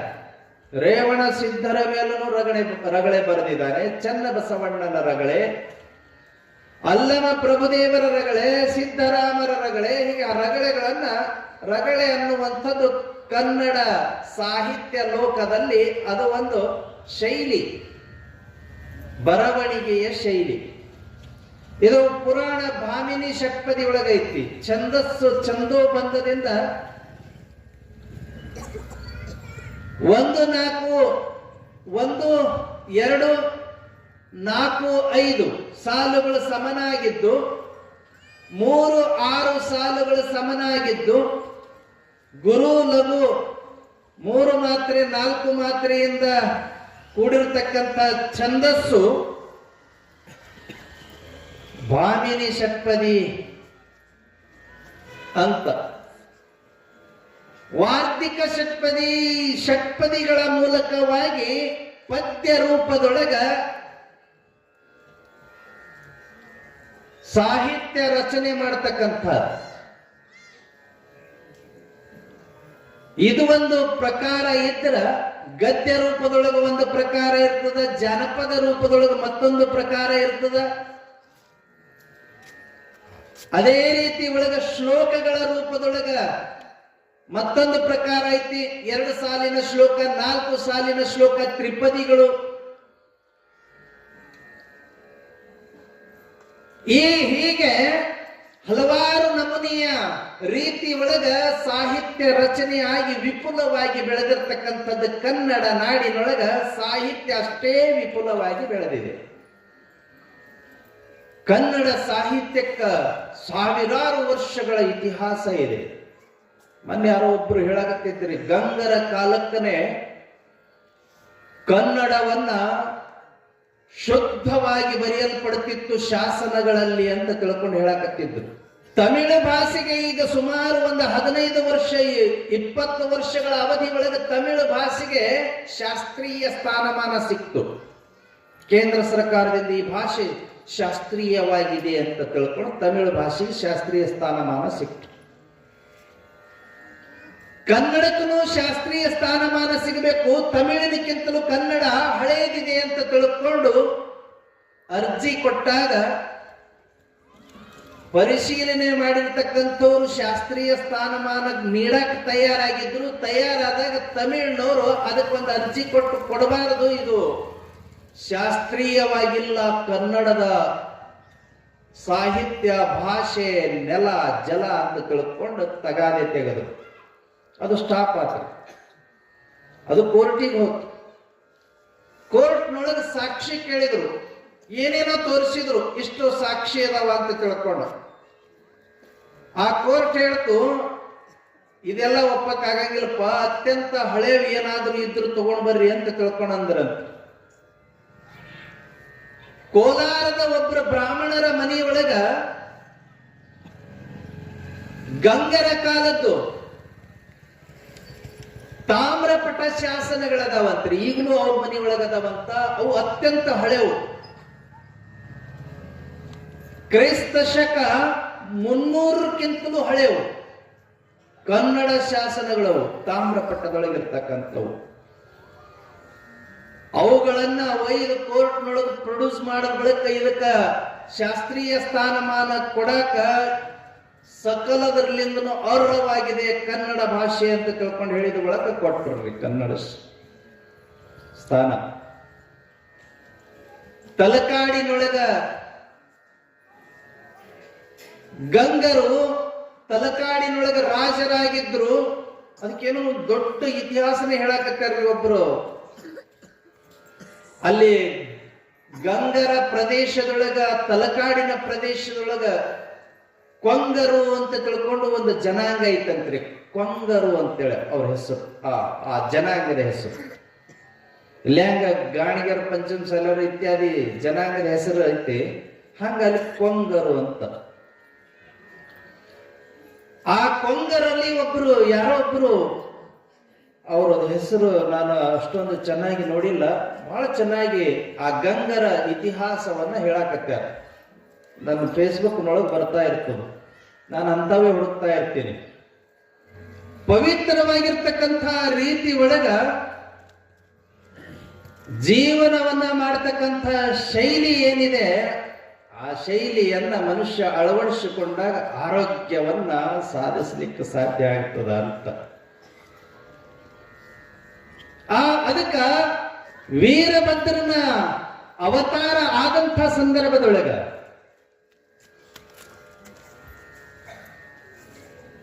ಗಣಗಳು ಎಲ್ಲರೂ ಹೆದರಿ ಹಿಂದಕ್ಕೆ ಸರಿದ್ರು. ಅವತಾರ ಪುರುಷನಾಗಿ ಎದ್ದು ನಿಂತುಕೊಂಡಿರ್ತಕ್ಕಂಥ ವೀರಭದ್ರ ಚಟಾ ಮುಕುಟಗಳಿಂದ ಕೂಡಿಕೊಂಡು, ಕೆಂಗಣ್ಣಿನಿಂದ ಕೂಡಿಕೊಂಡು, ಹುರಿಮೀಸಿಯಿಂದ ಕೂಡಿರ್ತಕ್ಕಂಥವನಾಗಿ, ಎಷ್ಟು ಮಸ್ತ್ ಐತ್ ನೋಡ್ರಿ. ಮುಂಜುಟ್ಟ ಕಟ್ಟಿ ನೊಸಲಲ್ಲಿ ವಿಭೂತಿಯನ್ನಿಟ್ಟು ಕಿವಿಯಲ್ಲಿ ಕೆಂದಳಿರ ಧರಿಸಿ ಕಾವಿಯ ಕಪ್ಪರವನ್ನುಟ್ಟು ಎಡದ ಪಾದದಲ್ಲಿ ಅಂದುಗೆ ಬಲದ ಪಾದದಲ್ಲಿ ಗೆಜ್ಜೆ ದಕ್ಷಿಣ ಕುರಿದಲೆ ಕೋಳಿನ ತೆರ ಬಲಿದ ಕೊಂಬು ಎಡಗೈಯಲ್ಲಿ ಗುದುಗೆ ಬಲಗೈಯಲ್ಲಿ ಹಿಡಿದು ತಿರುಹುತ್ತ ಮುಗುಳ್ನಗಿಯ ನಗುತ್ತ ಶಿವಭಕ್ತರ ಗೃಹಕ್ಕೆ ಬಂದು ಮೋರಿಯ ಮುರ್ಕಿಸುತ್ತ ನಗಿಸುತ್ತ ಭೃಂಗೀಶ್ವರನಂತೆ ಕೋಡಂಗಿ ಆಟವನ್ನಾಡುತ್ತ ಶಿವಭಕ್ತರಲ್ಲಿ ಧಾನ್ಯವ ಬೇಡಿ ತಂದು ಜಂಗಮಾರ್ಚನೆಯ ಮಾಡುತ್ತಿರಲು ಕಲಕೇತ ಬ್ರಹ್ಮಯ್ಯನ ವಚನ ವರ್ಣನೆ ಇದೆ. ಹಂಗಿದ್ದ ನಮ್ಮ ವೀರಭದ್ರ ಪಾದುಕೆಗಳನ್ನು ಧರಿಸಿ ಕಾಲಲ್ಲಿ ಗೆಜ್ಜೆಯನ್ನು ಧರಿಸಿ ಕೈಯೊಳಗ ಖಡ್ಗವನ್ನ ಹಿಡಿದು ಪಾಶುಪತಾಸ್ತ್ರಗಳನ್ನ ಹಿಡಿದು ರುದ್ರಾಕ್ಷಿಗಳನ್ನ ಮುಂಗೈಯಲ್ಲಿ ರಟ್ಟಿಗೆ ಧರಿಸಿ ವೀರ ಗಣಾಚಾರಿಯಾಗಿ ನಿಂತುಕೊಂಡಿದ್ದ. ಪಂಚ ಆಚಾರಗಳದವಲ್ಲ, ಪಂಚ ಆಚಾರಗಳಲ್ಲಿ ವೀರ ಗಣಾಚಾರಿಯಾಗಿ ನಿಂತುಕೊಂಡಿದ್ದ. ಅದಕ್ಕ ಶಿವಾಚಾರ, ಭೃತ್ಯಾಚಾರ, ಗಣಾಚಾರ, ಸದಾಚಾರ, ಲಿಂಗಾಚಾರ ಈ ಆಚಾರಗಳನ್ನ ಆಚರಿಸುವಂತಹ ನಿಯಮ. ಆ ವೀರಭದ್ರ ಗಣಾಚಾರಕ್ಕೋಸ್ಕರವಾಗಿನೇ ಹುಟ್ಟಿರತಕ್ಕಂಥವನವನು. ಈ ನಾಲಿಗೆಯನ್ನ ಶಿವಭಕ್ತರನ್ನ ಹೊಗಳಲಿಕ್ಕೆ ಮಾರ್ಕೊಂಡಿದ್ದೀನಿ ಅಂತ ತಿಳ್ಕೊಂಡು ಹೇಳಿದ್ದ. ಕನ್ನಡ ಭಾಷೆ ವಿಪುಲವಾಗಿರ್ತಕ್ಕಂಥ ಸಾಹಿತ್ಯ ಲೋಕದಲ್ಲಿ ಹರಿಹರ ದೇವ ಬರೆದಿರ್ತಕ್ಕಂಥ ರಗಳೆಯ ಪ್ರಕಾರವೂ ಕೂಡ ಅದ್ಭುತ ಸಾಹಿತ್ಯವನ್ನು ಒದಗಿಸಿಕೊಟ್ಟಿದೆ ಕನ್ನಡ ನಾಡಿಗೆ. ಅವನ ಹತ್ರ ಎಷ್ಟೋ ಜನ ಕವಿಗಳು, ಸಾಹಿತಿಗಳು ಶರಣಾಗತರಾಗಿ ತಮ್ಮ ಸಾಹಿತ್ಯವನ್ನ ವಿಪುಲಗೊಳಿಸಿಕೊಂಡ್ರು. ಬರೆಯೋದು ಹೆಂಗ ಅಂತ ಕಲ್ತರು. ಏನಂತ ಬರೀಬೇಕು ಅಂತ ಕಲ್ತರು, ಯಾವುದನ್ನ ಹೊಗಳಬೇಕು ಅಂತ ಕಲ್ತರು. ನರರನ್ನ ಹೊಗಳದನೆ ಈ ನಾಲಿಗೆಯನ್ನು, ಪವಿತ್ರವಾದಂಥ ನಾಲಿಗೆಯನ್ನ, ಶಿವಭಕ್ತರನ್ನ, ಶಿವನನ್ನ ಹೊಗಳಲಿಕ್ಕೆ ಮಾರ್ಕೊಡ್ರಿ ಅಂತ ಹೇಳಿದ ಹರಿಹರ ದೇವ. ಹಾಗೆ ಶಿವಾಚಾರ, ಸದಾಚಾರ, ಭೃತ್ಯಾಚಾರಗಳು ಅಂತೇಳಂತಂದ್ರ ಶಿವಭಕ್ತರಿಗೆ ಸೇವಕನಾಗಿ ಭೃತ್ಯಾಚಾರವನ್ನ ಮಾಡೋದು. ಸದಾಚಾರ ಅಂತಂತಂದ್ರ ಹಿಡಿದಿರ್ತಕ್ಕಂಥ ಶಿವ ವೃತವನ್ನ ಬಿಡದನೆ ನಡೆಸಿಕೊಂಡು ಹೋಗೋದು, ತನ್ನ ಉಸಿರಿರುವವರಿಗೂ ನಡೆಸಿಕೊಂಡು ಹೋಗೋದು. ಪುಣ್ಯಾತ್ಮರಿಗೆ ಒಂದು ಮಾತು ಹೇಳ್ತೀನಿ. ಪುಟ್ಟಯ್ಯಜ್ಜವರಿಗೆ ಆರಾಮಿರ್ಲಿಲ್ಲ, ಯಡಿಯೂರಿಗೆ ಬಂದಿದ್ರು. ನಾನು ಪುರಾಣ ಹೇಳಕತ್ತಿದ್ದೆ. ಬಂದಾಗ ಬಹಳ ಆರಾಮಿರ್ಲಿಲ್ಲ, ಜ್ವರ ಬಂದಿದ್ವು. ನಾನಂದೆ, ರಾತ್ರಿ ಹೋಗಿ ಭೇಟಿ ಆದ ಬಳಿಕ ಅವ್ರಿಗೆ ಹೇಳಿದೆ, ಗವಾಯಿಗಳ ಜ್ವರ ಬಂದಾವ, ಬಹಳ ತ್ರಾಸ ಐತಿ ನಿಮಗ, ನೀವು ಸ್ನಾನ ಮಾಡಿ ಗದ್ಗಿ ಮೇಲೆ ಕುತ್ಕೊಡ್ರಿ, ಸಂಕ್ಷಿಪ್ತ ಲಿಂಗ ಪೂಜೆ ಮಾಡ್ರಿ, ನಾನು ಪಾದೋದಕ ಕೊಡ್ತೀನಿ, ಪಾದೋದಕ ತಗೊಂಡು ಸ್ನಾನ ಪ್ರಸಾದ ಮಾಡಿ ಮಲ್ಕೊಂಡ್ ಬಿಡ್ರಿ ಅಂತಂದೆ. ಸ್ವಲ್ಪ ರೆಸ್ಟ್ ಬೇಕು ನಿಮ್ಗ ಅಂತಂದೆ. ಯಾಕಂದ್ರೆ ರಾತ್ರಿನೂ ಒಂದ್ 2 ತಾಸು 2.5 ತಾಸು ಲಿಂಗ ಪೂಜೆ ಮಾಡ್ಕೊಂತಿದ್ರಿ ಅವ್ರು. ಹೇಳಿದ ಬಳಿಕ ಅವರು ಒತ್ತಾಯಕ್ಕೆ ಹ್ಞೂ ಅಂತೇಳಿ ಅಂತಂದು ಸಂಕ್ಷಿಪ್ತ ಲಿಂಗ ಪೂಜೆ ಮಾಡ್ಕೊಂಡ್ರು, ಪಾದೋದಕ ತಗೊಂಡ್ರು, ಪ್ರಸಾದ ಮಾಡಿದ್ರು. ಪ್ರಸಾದ ಮಾಡಿ ಮಲ್ಕೊಂಡ್ರಿ. ನಾನು ನನ್ನ ಪಡಿ ನನ್ನ ರೂಮಿಗೆ ಹೋದೆ. ರಾತ್ರಿ 11 ಗಂಟೆಗೆ ತಮ್ಮ ಶಿಷ್ಯರನ್ನ ಎಬ್ಸಿದ್ರಂತ. ನನಗೆ ಸಮಾಧಾನ ಆಗವಲ್ದು ಹೇಳ್ರು ಅಂತೇಳಿ. ಯಾಕಂತಂದ್ರೆ ರಾತ್ರಿ ಪೂಜೆ ಬಿಟ್ಟೀನಿ, ಲಿಂಗ ಪೂಜೆ ಬಿಟ್ಟಿದ್ದಕ್ಕೆ ನನಗೆ ಸಮಾಧಾನ ಆಗವಲ್ದು, ನಿದ್ದಿನೇ ಬರವಲ್ದು, ಹೇಳ್ರಿ ಅಂತ ತಿಳ್ಕೊಂಡು ಎಬ್ಬಿಸಿ ಮತ್ತೆ ಸ್ನಾನ ಮಾಡಿ ಮತ್ತೆ 2 ತಾಸು ಲಿಂಗ ಪೂಜೆ ಮಾಡ್ಕೊಂಡು ಮತ್ತೆ ಮಲ್ಕೊಂಡ್ರಂತ. ಮರುದಿವ್ಸ ಬಂದ ಬೆಳಗ್ಗೆ ಹಿಂಗ್ ಮಾಡಿದಿರಿ ಅಂತಲ್ಲ ಅಂತ ತಿಳ್ಕೊಂಡು ಕೇಳಿದೆ ನಾನು ಬೆಳಿಗ್ಗೆ. ಅಪ್ಪಗಳ ನನಗೆ ಪೂಜೆ ಬಿಟ್ಟಿದ್ದು ಗೊತ್ತಾ ಇಲ್ಲ, ನಮ್ಮ ಗುರುಗಳು ಪೂಜೆ ಬಿಟ್ಟಿದ್ದಕ್ಕೆ ಬೇಗ ಲಿಂಗೈಕ್ಯರಾದ್ರು, ಅದಕ್ಕೆ ನಾನು ಪೂಜೆ ಬಿಡಕ್ಕೆ ಒಲ್ಲೆ, ಅದಕ್ಕೆ ರಾತ್ರಿ ಪೂಜೆ ಮಾಡ್ಕೊಂಡಿನಿ ಆರಾಮಾಗಿದ್ದೀನಿ ಅಂತ ಹೇಳಂತಂದ್ರಿ. ರಾತ್ರಿ ಲಿಂಗ ಪೂಜೆ ಮಾಡ್ಕೊಂಡಿದ್ದಕ್ಕೆ ಆರಾಮಾಗಿದ್ದೀನಿ ಅಂತ ಹೇಳಂತಂದ್ರು. ಯಾವ ಒಂದು ಔಷಧನೂ ಇಲ್ಲ. 3 ದಿವಸ ಅಲ್ಲಿ ಯಡಿಯೂರು ಕ್ಷೇತ್ರದೊಳಗೆ ಇದ್ದು ಪಾದೋದಕ ಸ್ವೀಕಾರ ಮಾಡಿ ನಮ್ಮ ಪುರಾಣದೊಳಗೆ 3 ದಿವಸ ಸಂಗೀತ ಸೇವೆ ಮಾಡಿದ್ರು. 3ನೇ ದಿವಸಕ್ಕ ಆರಾಮಾಗೈತಿ ಹೋಗೋಣ ನಡ್ರಿ ಅಂತ ತಿಳ್ಕೊಂಡು ಹೇಳಿ ಗಾಡಿ ಹತ್ಕೊಂಡು ಬಂದರು. ಮುಂದೆ ಆರಾಮಾಗೇ ಬಿಟ್ಟಿದ್ರು. ಜ್ವರ ಇರಲಿಲ್ಲ, ನೆಗಡಿರ್ಲಿಲ್ಲ, ಕೆಮ್ಮಿರ್ಲಿಲ್ಲ, ಏನೂ ಇರಲಿಲ್ಲ. ಹಿಡಿದ ವ್ರತವನ್ನ ಬಿಡದೇ ಇರ್ತಕ್ಕಂಥದ್ದೇ ಇದು ಸದಾಚಾರ ಅಂತ. ಎಷ್ಟೇ ಕಷ್ಟ ಬರಲಿ, ಎಷ್ಟೋ ಜ್ವರ ಬರಲಿ, ಜ್ವರ ಬಂದಾವ ಅಂತೇಳಂತಂದ್ರೆ ನೀರು ಮುಟ್ಟಾಕಿ ಹೆದರುತ್ತೇನೆ ನೀವು. ಜ್ವರ ಬಂದಾವ ಸ್ನಾನ ಮಾಡಿಸೋದು ಬೇಡ ಅಂತ ತಿಳ್ಕೊಂಡು ಹಳಸಿದ ಮುಖದೊಳಗೆ ಹಳಸಿದ್ದ ಊಟ ಮಾಡಿಸಿ ಮಲಗಿಸಿ ಬಿಡ್ತೇನೆ. ಹಂಗಲ್ಲದು.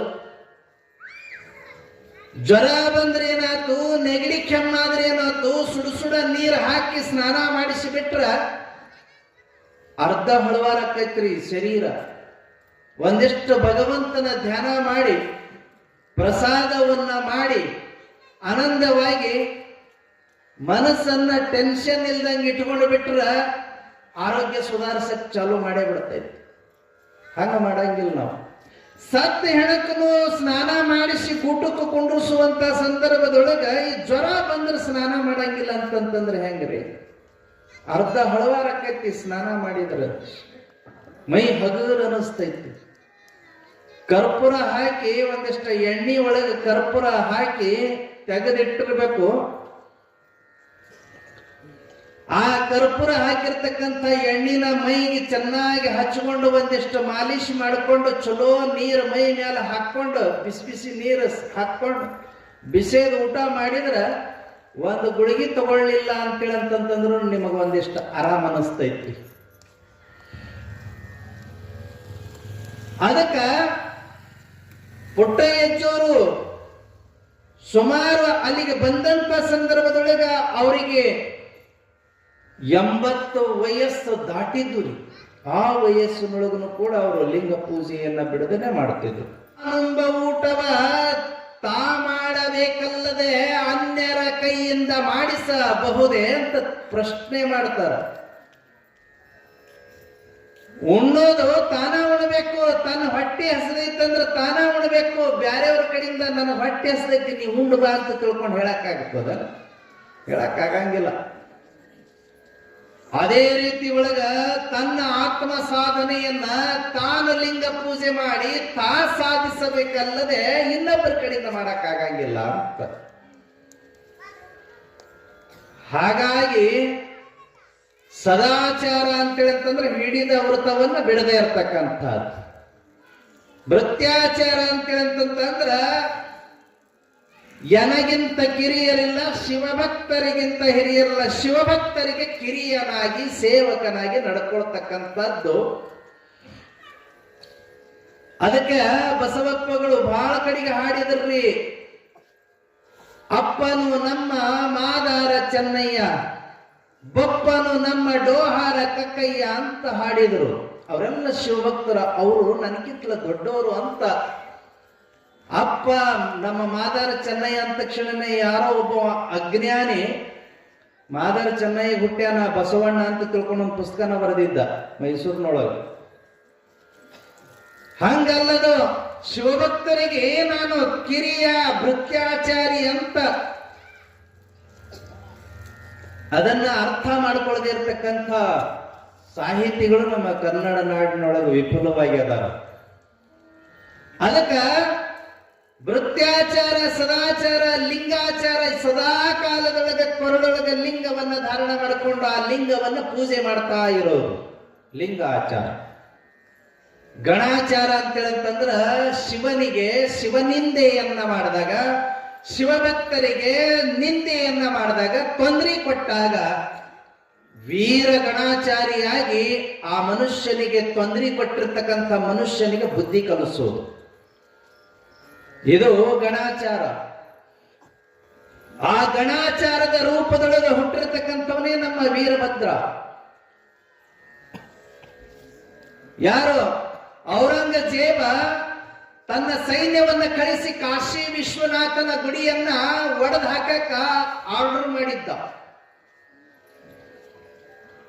ಆ ಸೈನ್ಯ ಕಾಶಿ ವಿಶ್ವನಾಥನ ಗುಡಿಯನ್ನ ಒಡಿಬೇಕು ಅಂತ ತಿಳ್ಕೊಂಡು ಬಂದಾಗ 1,00,000 ಜನ ಸಾಧುಗಳು ಬಂದು ನಿಂತ್ಕೊಂಡಿದ್ದರು. ಕಾವಿ ಬಟ್ಟೆ ಹಾಕೊಂಡಿರ್ತಕ್ಕಂಥ ಸಾಧುಗಳು, ಅಖಾಡಾದವರು.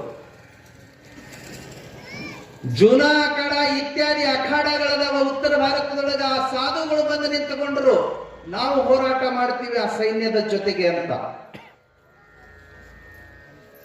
ಅಲ್ಲಿರ್ತಕ್ಕಂಥ ಕೆಲವೊಂದಿಷ್ಟು ಜನ ಹೋರಾಟ ಮಾಡಿ ಹಿಂದಕ್ಕ ಸರದರು, ಕೆಲವೊಂದಿಷ್ಟು ಹತ ಆದ್ರು. ಆ ನಂತರದೊಳಗ ಈ ಸಾಧುಗಳು 1,00,000 ಜನ ಹೋರಾಟ ಮಾಡಕ ಮುಂದೆ ಬಂದು ನಿಂತುಕೊಂಡಾಗ ಆಯುಧಗಳು ಇರಲಿಲ್ಲ, ಅವರಿಗೆ ಟ್ರೈನಿಂಗ್ ಇರಲಿಲ್ಲ. ಔರಂಗಜೇಬನ ಸೈನ್ಯದ ಕೈ ಮೇಲಾಯ್ತು. 1,00,000 ಜನ ಸಾಧುಗಳನ್ನ ಕಡಿದು ಗಂಗಾ ನದಿಯೊಳಗೆ ಹಾಕಿದ್ರ 15 ದಿವಸ 1 ತಿಂಗಳ ಗಟ್ಲೆ ಗಂಗಾ ನದಿಯ ನೀರು ಕೆಂಪಗೆ ರಕ್ತ ಆಗಿ ಹರಿದಿತ್ತಂತೆ. ಇತಿಹಾಸ ಗುರುತಿಸ್ತದ್ರಿ ಇದನ್ನ, ಇತಿಹಾಸ ಗುರುತಿಸ್ತದ ಇದನ್ನ.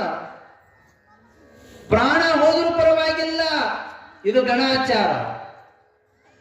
ಆ ಗಣಾಚಾರಕ್ಕೋಸ್ಕರವಾಗಿನೇ ಗುಡ್ಡಾಪುರದ ದಾನಮ್ಮಳು ಕೂಡ ಆಲಂಪಲ್ಲಿ ಅಂತ ತಿಳ್ಕೊಂಡು ಆಂಧ್ರದೊಳಗ ಕರ್ನೂಲಿಂದ 20 ಕಿಲೋಮೀಟರ್ ದೂರದೊಳಗೆ ಒಂದು ಸಂಗಮ ಐತಿ. ತುಂಗಭದ್ರಾ ನದಿ ಮತ್ತು ಕೃಷ್ಣಾ ನದಿ ಸೇರುವಂತ ಸಂಗಮ. ಮುಂದೆ ಡ್ಯಾಮ್ ಕಟ್ಟ್ಯಾರ, ಅಲ್ಲೆಲ್ಲ ನೀರ್ ನಿಂತೈತಿ. ಅಲ್ಲಿ ಬಾಲಬ್ರಹ್ಮಲಿಂಗೇಶ್ವರ ದೇವಸ್ಥಾನ ಐತಿ, ಜೋಗುಳಾಂಬ ಕ್ಷೇತ್ರ ಅಂತ ಈಗ ಕರೀತಾರ. ಅಲ್ಲೊಂದು ಸ್ಮಶಾನ ದೇವತೆ ಐತಿ, ಜೋಗುಳಾಂಬ ಅಂತೇಳಿ. ಆ ಸ್ಮಶಾನ ದೇವತೆ ಇರೋದ್ರಲ್ಲಿಂದ ಅದಕ್ಕೆ ಜೋಗುಳಾಂಬ ಅಂತ ಪ್ರಸಿದ್ಧ ಆಗೈತಿ. ಒಂದು ಕಾಲಕ್ಕೆ ಬಾಲಬ್ರಹ್ಮಲಿಂಗೇಶ್ವರನ ಕ್ಷೇತ್ರ ಅದು, ಈಗಲೂ ಲಿಂಗು ಐತಿ ಅಲ್ಲಿ.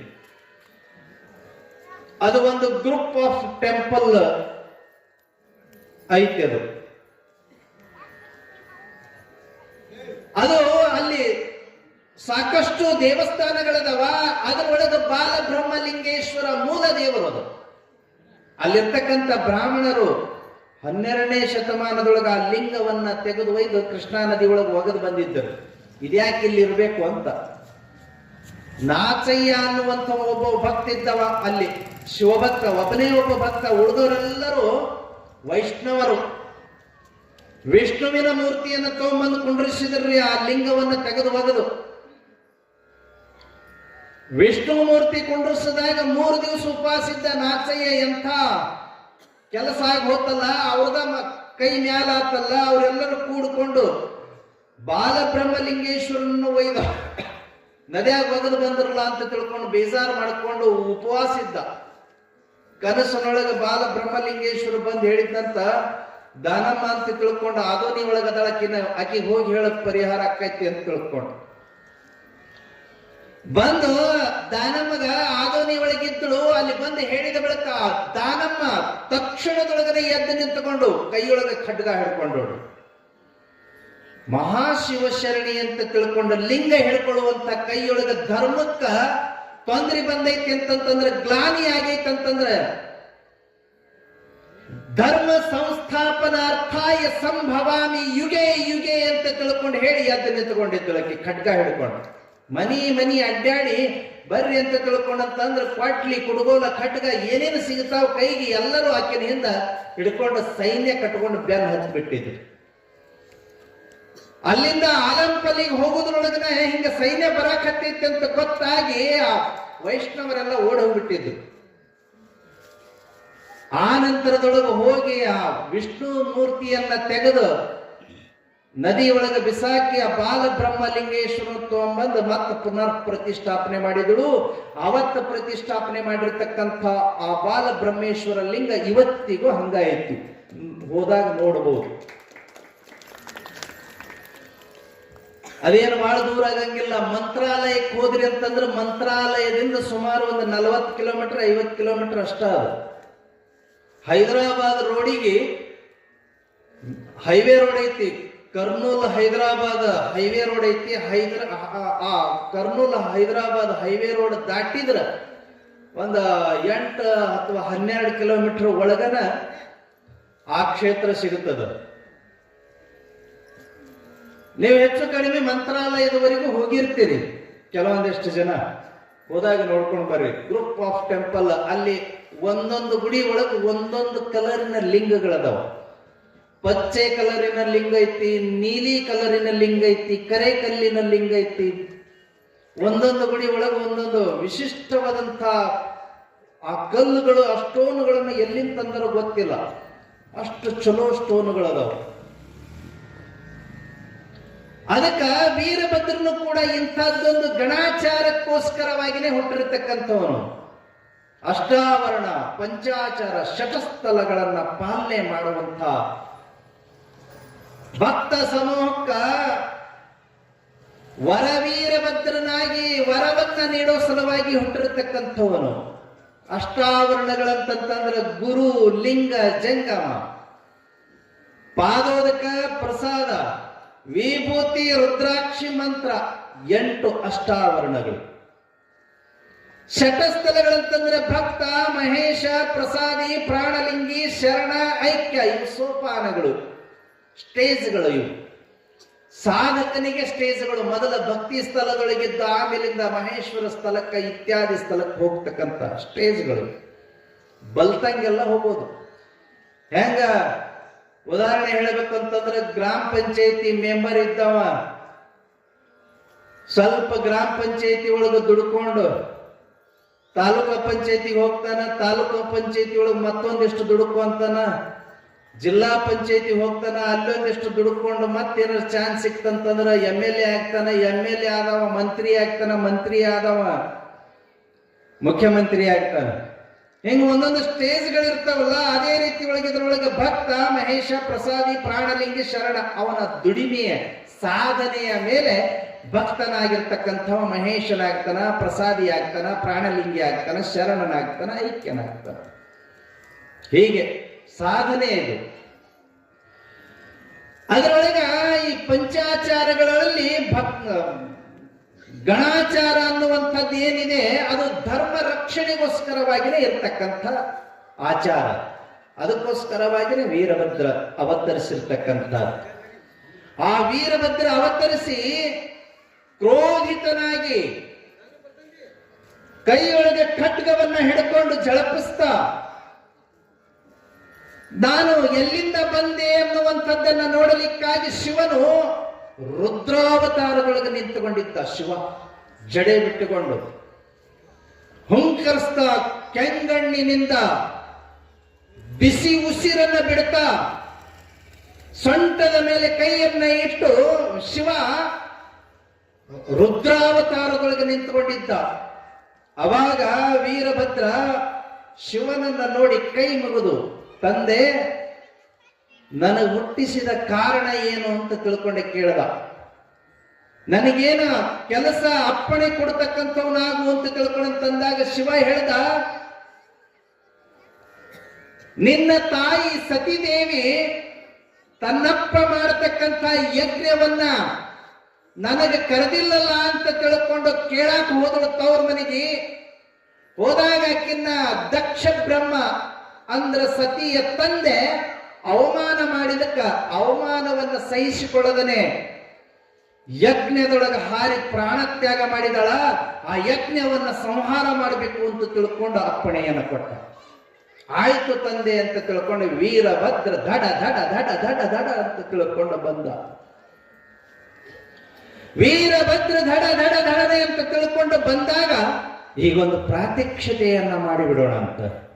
ವೀರಭದ್ರ ಯಜ್ಞವನ್ನ ಹೆಂಗ ಸಂಹಾರ ಮಾಡದ ಮತ್ತು ದಕ್ಷ ಬ್ರಹ್ಮನ ತಲೆಯನ್ನ ಹೆಂಗ ಕಡದ, ಏನಾಯ್ತು ಅಂತ ತಿಳ್ಕೊಂಡು ಒಂದು ಪ್ರಾತ್ಯಕ್ಷಿಕೆ ಮಾಡೋದು. ಅಲ್ಲಿವರೆಗೂ ಒಂದಿಷ್ಟು ವಿವರಣೆ ಕೊಡ್ತೀನಿ. ದಡ ಧಡನೆ ಬಂದ, ಯಜ್ಞ ಮಂಟಪಕ್ಕೆ ಬಂದ ತಕ್ಷಣನೇ ವೀರಭದ್ರ ಕೈಗೆ ಸಿಗೋದನ್ನ ಎಲ್ಲ ಸಂಹಾರ ಮಾಡ್ಲಿಕ್ಕೆ ಶುರು ಮಾಡದ. ಬಂದ ಯಜ್ಞ ಕುಂಡವನ್ನ ಕಾಲಿನಿಂದ ಒದ್ದು ಅಲ್ಲಿರ್ತಕ್ಕಂಥವರನ್ನ ಸಂಹಾರ ಮಾಡ್ಲಿಕ್ಕೆ ಶುರು ಮಾಡಿದಾಗ ಶಿವನು ಕೂಡ ಜೊತೆಗೆ ಬಂದಿದ್ದ. ಆ ಯಜ್ಞ ಕುಂಡದೊಳಗ ಸುಟ್ಟು ಪಿಂಡವಾಗಿರ್ತಕ್ಕಂಥ ಸತಿದೇವಿಯ ಶರೀರವನ್ನ ನಿಧಾನಕ್ಕ ದುಃಖದಿಂದ ಎತ್ತುಕೊಂಡ ಶಿವ. ನಾನು ಮುಂಚೆನೆ ಹೇಳಿದೆ, ನೀನು ಹೋಗಬೇಡ, ಅಲ್ಲಿ ಮರ್ಯಾದೆ ಇರಂಗಿಲ್ಲ, ನಿಮ್ಮಪ್ಪ ನಮ್ಮ ಯಾರು ಸೇಡು ತೀರಿಸಿಕೊಳಕ್ ಮಾಡಾಕ್ ಹತ್ಯಾನ ಅಂತ ತಿಳ್ಕೊಂಡು ಹೇಳಿದೆ. ನೀ ಕೇಳಿಲ್ಲ, ಬಂದು ಶವವಾದಿಯಲ್ಲ ಸತಿ ಅಂತ ತಿಳ್ಕೊಂಡಂತಂದ. ಆ ಉಗ್ರ ರೂಪದೊಳಗ ಮೈ ಮರೆತು, ದುಃಖದೊಳಗ ಮೈ ಮರೆತು ಶಿವ ಅದನ್ನ ತಗೊಂಡು ಹೆಗಲ ಮೇಲೆ ಇಟ್ಟುಕೊಂಡು ತಾಂಡವ ನೃತ್ಯವನ್ನ ಆಡಿದನಂತೆ. ಧನ ಧನ ಧನ ಧನ ಢಮರುಗವನ್ನ ಬಾರಿಸಿ ನೃತ್ಯವನ್ನ ಮಾಡಿದ.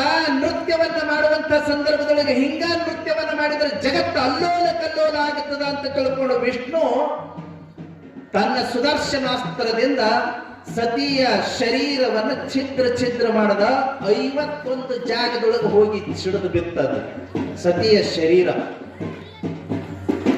51 ಜಾಗದೊಳಗೆ ಸಿಡಿದು ಬಿತ್ತು. ಸಿಡಿದು ಬಿದ್ದಿರ್ತಕ್ಕಂಥ ಪ್ರತಿಯೊಂದು ಜಾಗಗಳು ಪವಿತ್ರವಾಗಿರ್ತಕ್ಕಂಥ ಶಕ್ತಿ ಪೀಠಗಳಾದವು. ಪಾರ್ವತೇಶ್ವರ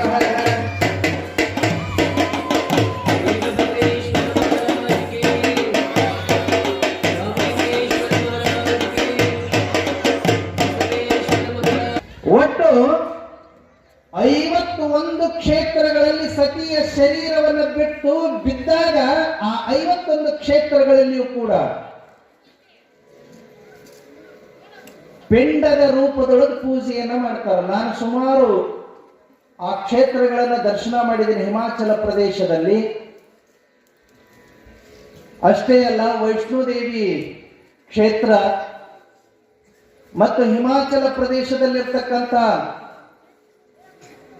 ಪವಿತ್ರ ಕ್ಷೇತ್ರಗಳಲ್ಲಿ ಜ್ವಾಲಾಕ್ಷಿ ಮಾತಾ, ಮನಸಾದೇವಿ, ವಜ್ರೇಶ್ವರಿ, ಚಾಮುಂಡ ಅನ್ನುವಂತಹ 4 ಶಕ್ತಿ ಪೀಠಗಳಿಗೆ ಭೇಟಿ ಕೊಟ್ಟಿದ್ದೆ. ಅಲ್ಲಿರ್ತಕ್ಕಂಥ ಪಿಂಡಗಳನ್ನ ಇಲ್ಲಿಡ್ರಿ, ಅದ್ರ ಮೇಲೆ ಒಂದು ಸ್ವಲ್ಪ ಕರ್ಪೂರ ಇಟ್ಟು ಕಡ್ಡಿ ಪೆಟ್ಟಿಗೆ ಇಡ್ರಿ, ಆ ನಂತರದೊಳಗೆ ಹಚ್ಚಿ ಒಂದಿಷ್ಟು ಮಾಡುವಂತಾರೆ.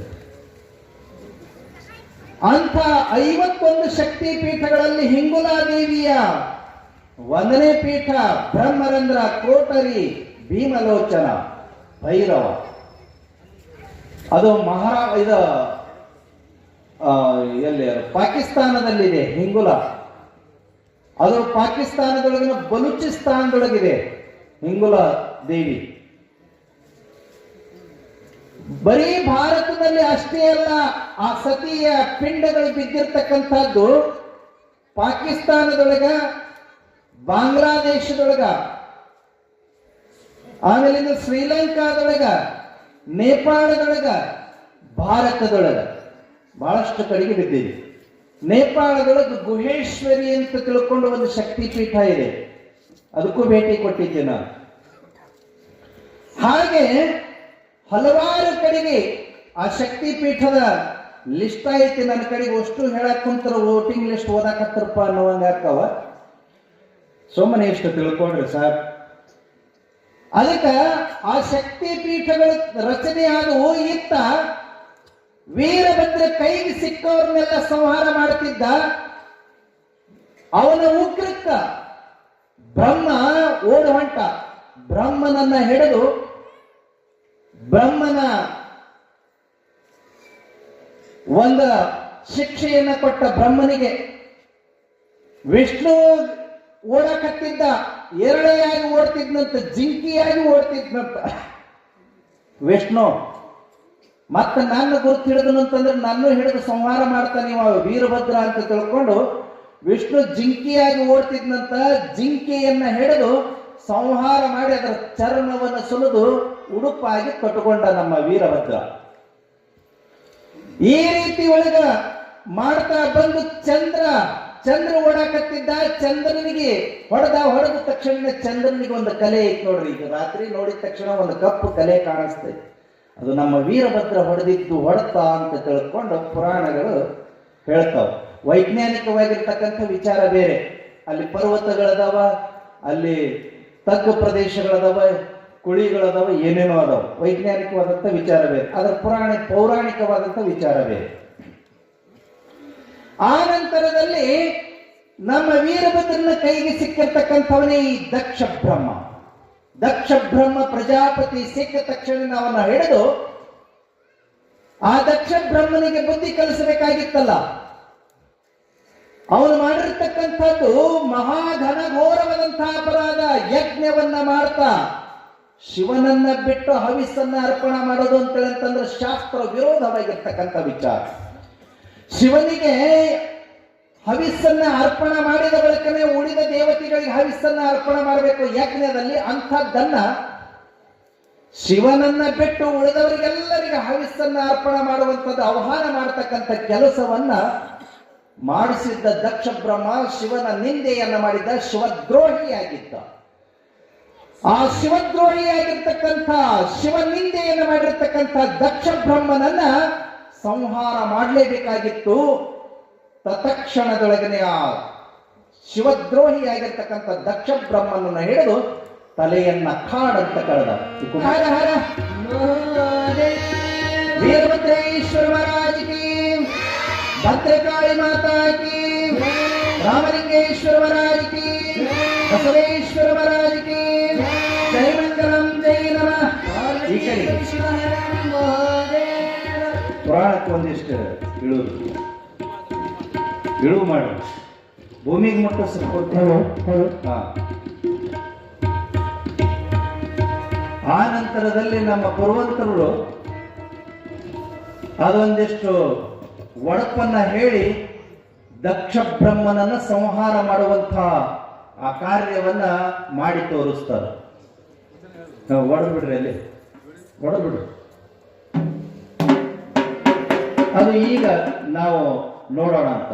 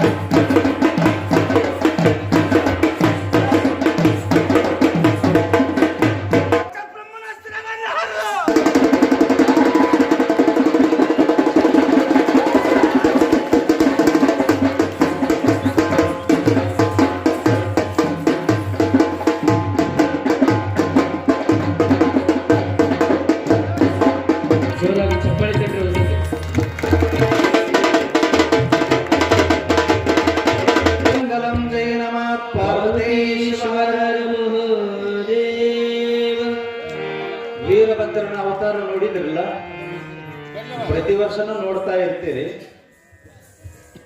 ಆದ್ರ ಇದು ನಿವಾಂತಾಗಿ ನೀವೆಲ್ಲರೂ ಆನಂದವಾಗಿ ಕೂತ್ಕೊಂಡು ಇದನ್ನ ಪರಿಪೂರ್ಣವಾಗಿ ನೋಡುವಂತಹದ್ದು ಒಂದು ಸೌಭಾಗ್ಯ ವೀರಭದ್ರ ಪುರಾಣದೊಳಗೆ ಕಲ್ಪಿಸಿಕೊಟ್ಟು ಏನೇನು ಬರ್ತಾವ ನೋಡೋಣ ಅಂತ. ಇದರೊಳಗೆ ಪುರಾಣದೊಳಗೆ ಬಂದಿರತಕ್ಕಂತಹ ವಿಚಾರಗಳಿಗೆ ಅನುಗುಣವಾಗಿ ಒಂದೊಂದು ಪ್ರಾತ್ಯಕ್ಷತೆಗಳನ್ನ ಮಾಡಿಸ್ತಾ ನಿಮಗೆ ಈ ವೀರಭದ್ರ ಪುರಾಣವನ್ನ ಮನದಟ್ಟು ಮಾಡುವಂತ ಪ್ರಯತ್ನವನ್ನು ನಾವು ಮಾಡ್ತೀವಿ.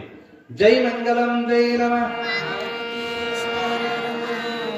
ವೀರಭದ್ರ ದಕ್ಷ ಬ್ರಹ್ಮನ ಸಂಹಾರ ಮಾಡಿದ ತಕ್ಷಣನೇ ಪ್ರಸೂತಿ ಬಂದು ಕಾಲಡಿ ಒಳಗೆ ಬಂದು ವೀರಭದ್ರನ ಪಾದ ಹಿಡ್ಕೊಂಡು, ಯಪ್ಪ ಎಂಥ ಕೆಲಸ ಮಾಡಿದೆಯಲ್ಲ ವೀರಭದ್ರ, ನನ್ನ ಮುತ್ತೈದಿತನನ್ನ ಕಳೆದೆಯಲ್ಲ, ನನ್ನ ಮುತ್ತೈದಿತನ ಕೊಡು ಅಂತ ತಿಳ್ಕೊಂಡು ಅವನ ಮಹಾಪರಾಧ ಆಗೈತಿ, ಅವನಿಗೆ ಹೇಳಿದ್ರು ಅರ್ಥ ಆಗಲಿಲ್ಲ ಅಂತ ತಿಳ್ಕೊಂಡು ಪರಿಪರಿಯಾಗಿ ಬೇಡಿಕೊಂಡ ಬಳಿಕ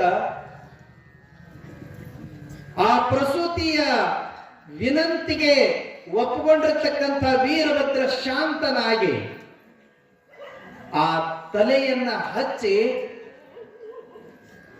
ಆ ದಕ್ಷ ಬ್ರಹ್ಮನನ್ನ ಜೀವಂತ ಮಾಡಬೇಕು ಅನ್ನುವಂಥ ವಿಚಾರಕ್ಕೆ ಬಂದಾಗ ತಲೆ ಖಡ್ಗದ ಹೊಡೆತಕ್ಕ ಆಕಾಶದ ಎತ್ತರಕ್ಕೆ ಹಾರಿ ಹೋಗ್ಬಿಟ್ಟಿತ್ತು. ಎಲ್ಲಿ ಹೋಗಿತ್ತ ಗೊತ್ತಾಗಲಿಲ್ಲ. ದಕ್ಷ ಬ್ರಹ್ಮ ಪ್ರಜಾಪತಿಯ ತಲೆ ಸಿಗದೇ ಇದ್ದಿದ್ದಕ್ಕ ಆ ಯಜ್ಞಕ್ಕ ಆಹುತಿ ಕೊಡಾಕ ತಂದಿರ್ತಕ್ಕಂಥ ಕುರಿ ಕಂಬಕ್ಕೆ ಕಟ್ಟಿದ್ದರು.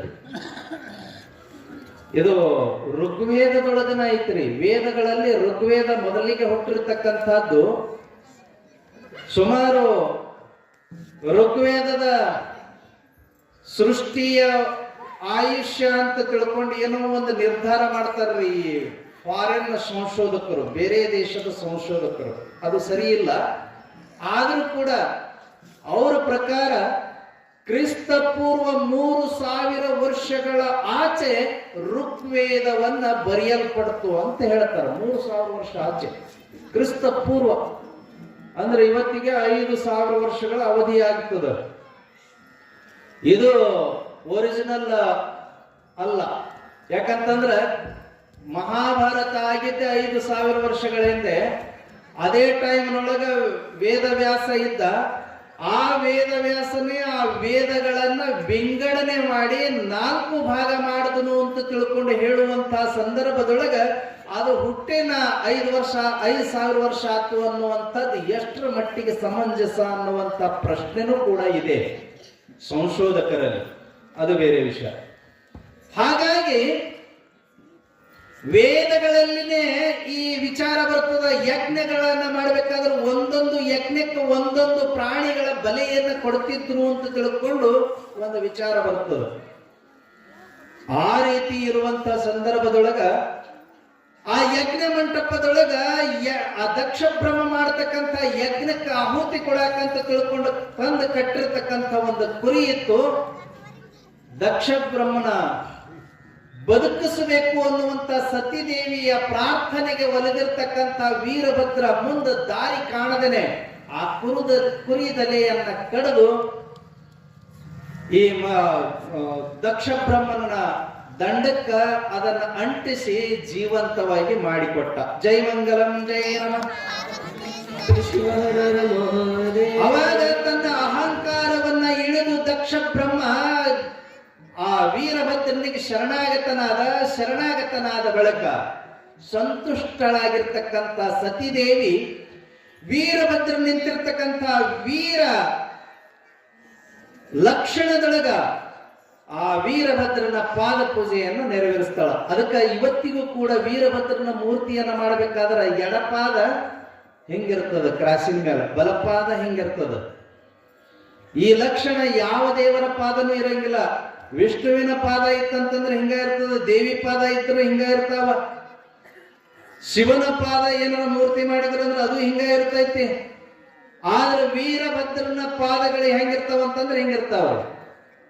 ನೀವು ಕಾರಣಿಗೆ ಹೋಗಿ ನೋಡ್ರಿ, ನೀವು ಒಂದು ಗದ್ದಿಗೆ ಐತಿ ಅಷ್ಟ, ಮೂರ್ತಿ ಇಲ್ಲ ಅಲ್ಲಿ. ಪಾದಗಳ ನೋಡಿ ಗುರುತು ಹಿಡ್ದಾರ್ರಿ, ಪಾದಗಳ ಅಷ್ಟ ಅದಾವ ಅಲ್ಲಿ. ಈ ಟೈಪ್ ಪಾದಗಳ ನೋಡಿನೇ ಇದು ವೀರಭದ್ರ ದೇವಸ್ಥಾನ ಅಂತ ಗುರುತು ಹಿಡ್ದಾರ.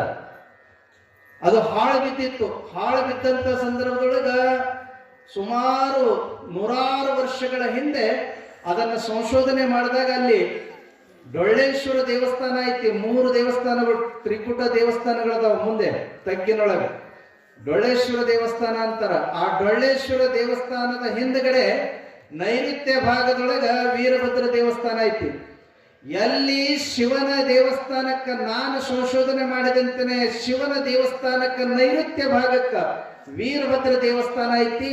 ಆ ವೀರಭದ್ರನಿಗೆ ಬಲ ಬಂದು ವೀರಭದ್ರ ಪ್ರಭಾವಿಯಾಗಿರ್ತಾನ. ಶಿವನ ಪ್ರಭಾವ ಕಡಿಮೆ ಆಗಿಬಿಟ್ಟಿರ್ತೈತೆ ಅಲ್ಲಿ.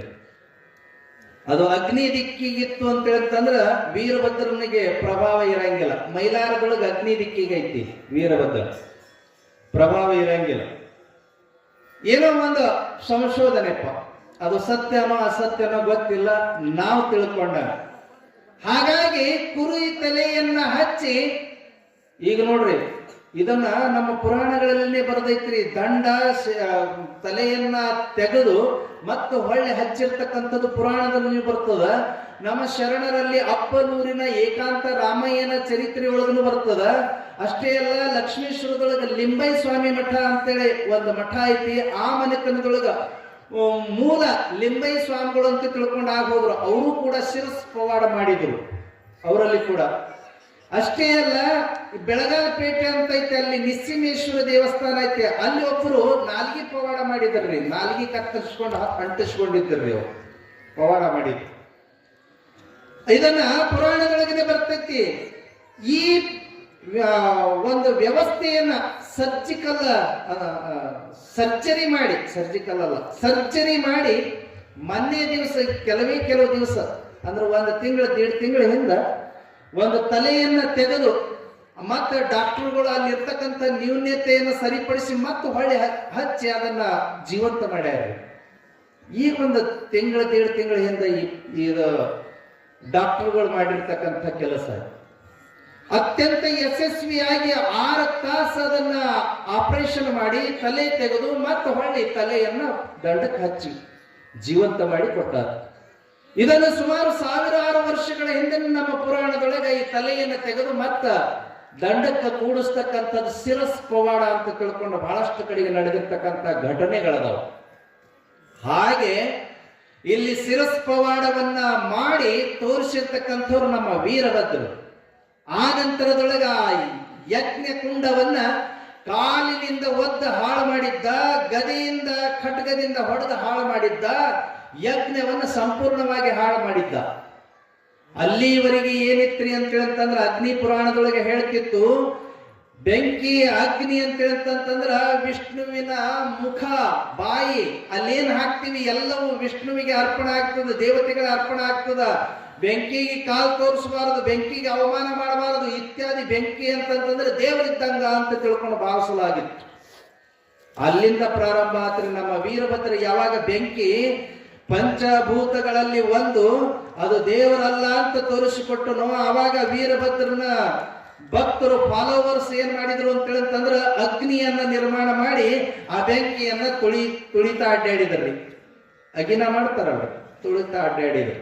ಇದು ದೇವರಲ್ಲ ಅಂತ ತೋರಿಸಿಕೊಟ್ರು. ಅದನ್ನ ಇವತ್ತಿಗೂ ಆಚರಣೆ ಮಾಡಕತ್ತಾರ. ಅದನ್ನ ಬಿಡ್ತಾರ.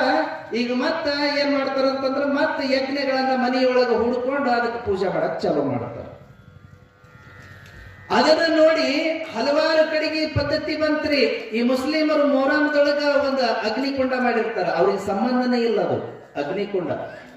ವೀರಭದ್ರನಿಗೆ ಮಾತ್ರ ಸಂಬಂಧ ಇರುವಂತಹದ್ದು, ಅದು ಸಂಬಂಧನೇ ಇಲ್ಲ. ಅದು ಒಂದು ರೀತಿ ಪವಾಡದ ರೀತಿ ಒಳಗೆ ಕಂಡಿದಕ್ಕ ಅವ್ರು ಮಾಡಾಕತ್ತರು. ನಮ್ಮ ಕಲಬುರಗಿ ಕಡೆಗಿಲ್ರಿ ಈ ಪದ್ಧತಿ, ಅಗ್ನಿ ಮಾಡುವಂತ ಪದ್ಧತಿ ಇಲ್ಲ ಮುಸುಲ್ರು.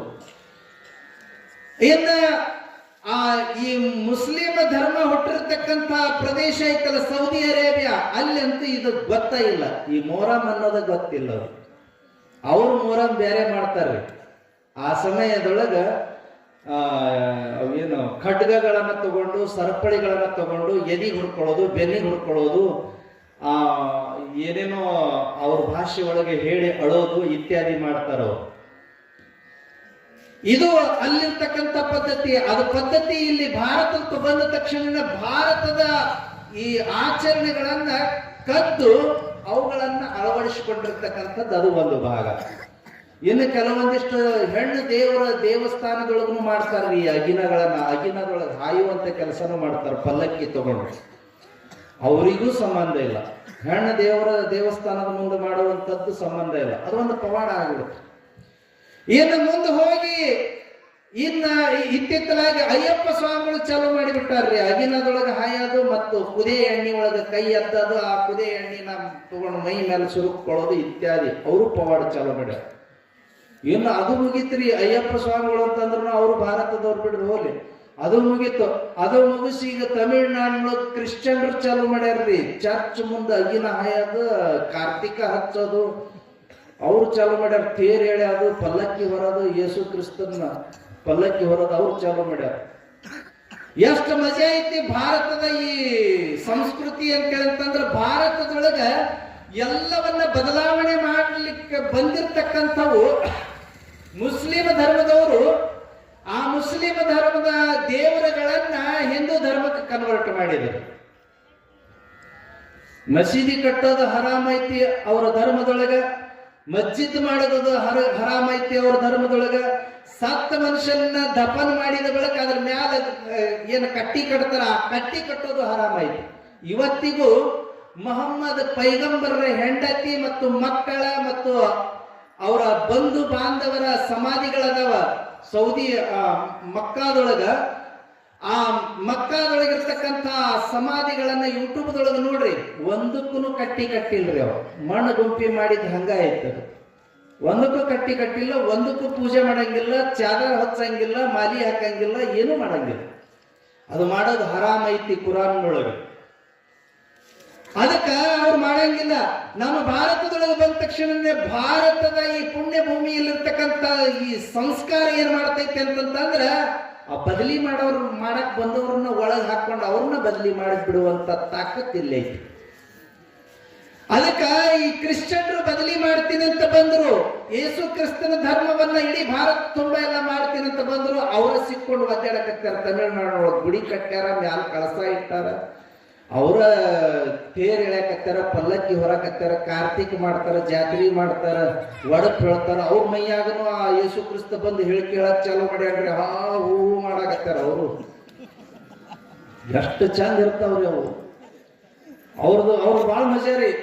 ಹಿಂಗ ಜನ ನಿಂತ್ಕೊಂಡಿರ್ತಾವ, ಹೆಣ್ಮಕ್ಳ ನಿಂತ್ಕೊಂಡಿರ್ತಾವ್ರಿ, ಇನ್ನೊಂದು ಸಾಲ ನಿಂದಿರ್ಸಿರ್ತಾರ, ಹಿಂಗ್ ನಿಂತ್ಕೊಂಡಿರ್ತಾವ ಕೈ ಮುಗಿಯೋದು.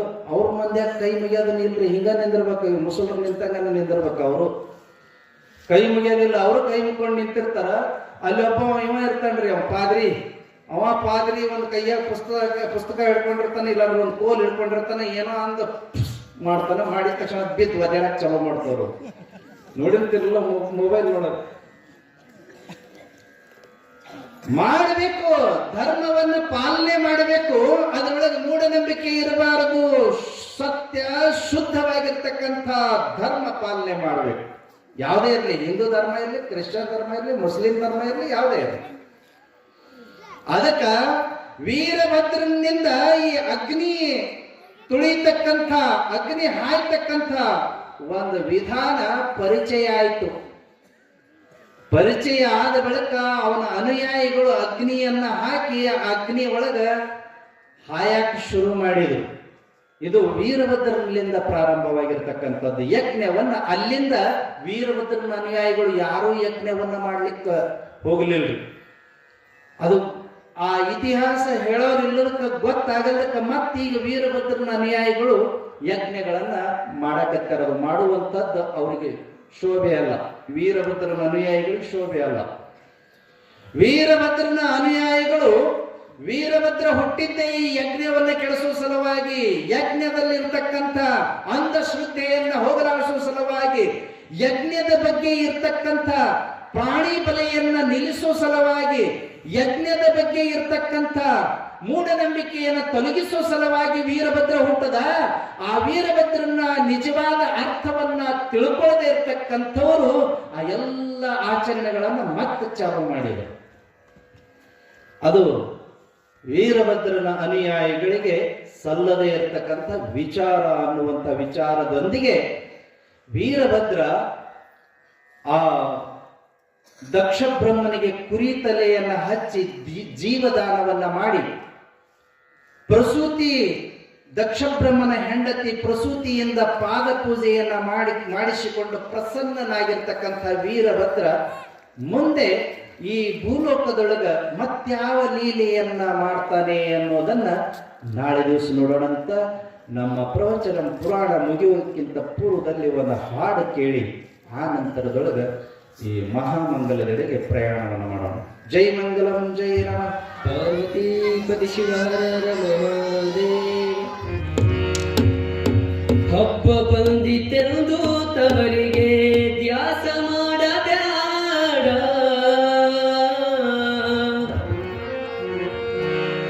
ಹರಿದು ಹೋಗುವಂತ ಸೀರೆಗೆ ಆಸೆ ಮಾಡಬ್ಯಾಡ. ಕಷ್ಟ ಕಾಲ ಬಂದರು ತವರಿಗೆ ಉಡಿಯ ಚಾಚ ಬ್ಯಾಡ.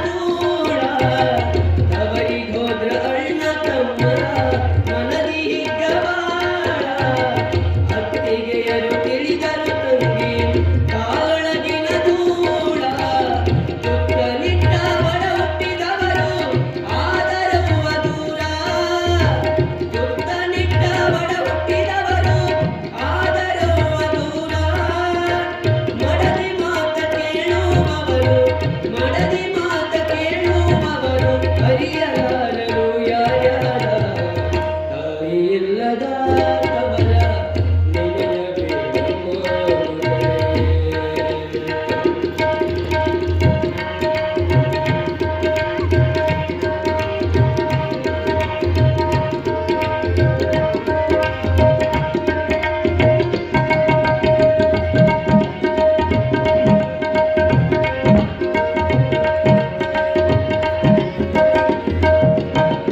ಮದುವೆಯಾದ ಮರುದಿನ ತವರಿಗೆ ಆದೆ ನೀನು ದೂರ ಮದುವೆಯಾದ ಮರುದಿನ ತವರಿಗೆ ಆದೆ ನೀನು ದೂರ ತಾಯಿ ಸತ್ತ ತವರಲ್ಲಿ ನಿನಗ ಸಿಗುವುದಿಲ್ಲ ನೀರ ತಾಯಿ ಸತ್ತ ತವರಲ್ಲಿ ನಿನಗ ಸಿಗುವುದಿಲ್ಲ ನೀರ ಕರೆಯುವಂತ ಕರುಣೆ ಇಲ್ಲ ಅಲ್ಲಿ ಜ್ಞಾನ ಯಾರ ಕರೆಯುವಂತ ಕರುಣೆ ಇಲ್ಲ ಅಲ್ಲಿ ನಿನ್ನ ಯಾರ ಭಕ್ತಿ ಹೋದ ಬಾರಿ ನಿನ್ನ ಭಕ್ತಿ ಹೋದ ಬಾರಿ ನಿನ್ನ ಪಾಲಿಗೆ ತವರೂರ ತಾಯಿ ಇಲ್ಲದ ತವರ ನೆನೆಯಬೇಡಮ್ಮ ಮಗಳೇ.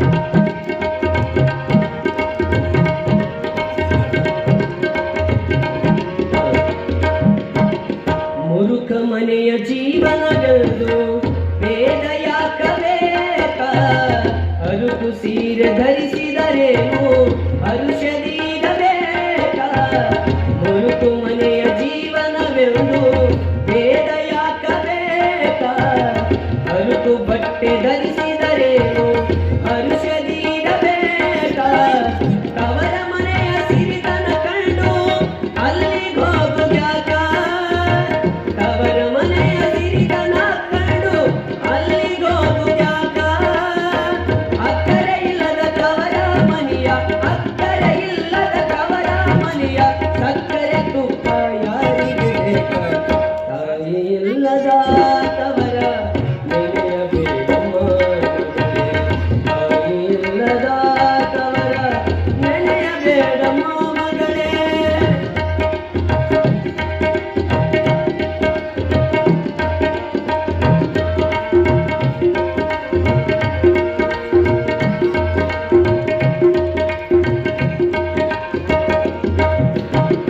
ಹಬ್ಬ ಬಂದಿದ್ದೆಲ್ಲೋ ತವರಿಗೆ ವ್ಯಾಸ ಮಾಡಬ್ಯಾಡ ಹರಿದು ಹೋಗುವಂತ ಸೀರೆಗೆ ಆಸೆ ಮಾಡಬ್ಯಾಡ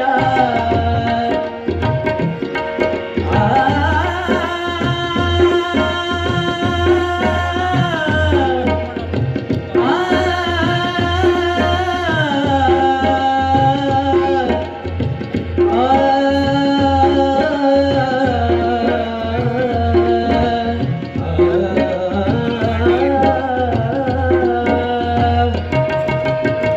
ಹಬ್ಬ ಬಂದಿದ್ದೆಂದು ತವರಿಗೆ ವ್ಯಾಸ ಮಾಡಬ್ಯಾಡ ಹರಿದು ಹೋಗುವಂತ ಸೀರೆಗೆ ಆಸೆ ಮಾಡಬ್ಯಾಡ ಕಷ್ಟ ಕಾಲ ಬಂದರು ತವರಿಗೆ ಉಡಿಯ ಚಾಚಬ್ಯಾಡ ಗಂಜಿ ಕುಡಿದು ಬದುಕು ಹಂಗಿನ ಗಂಜಿ ಕುಡಿದು ಬದುಕು ಹಂಗಿನ ತವರಿಗೆ ಹೋಗಬ್ಯಾಡ ತಾಯಿ ಇಲ್ಲದ ತವರ ನೆನೆಯಬೇಡಮ್ಮ ಮಗಳೇ.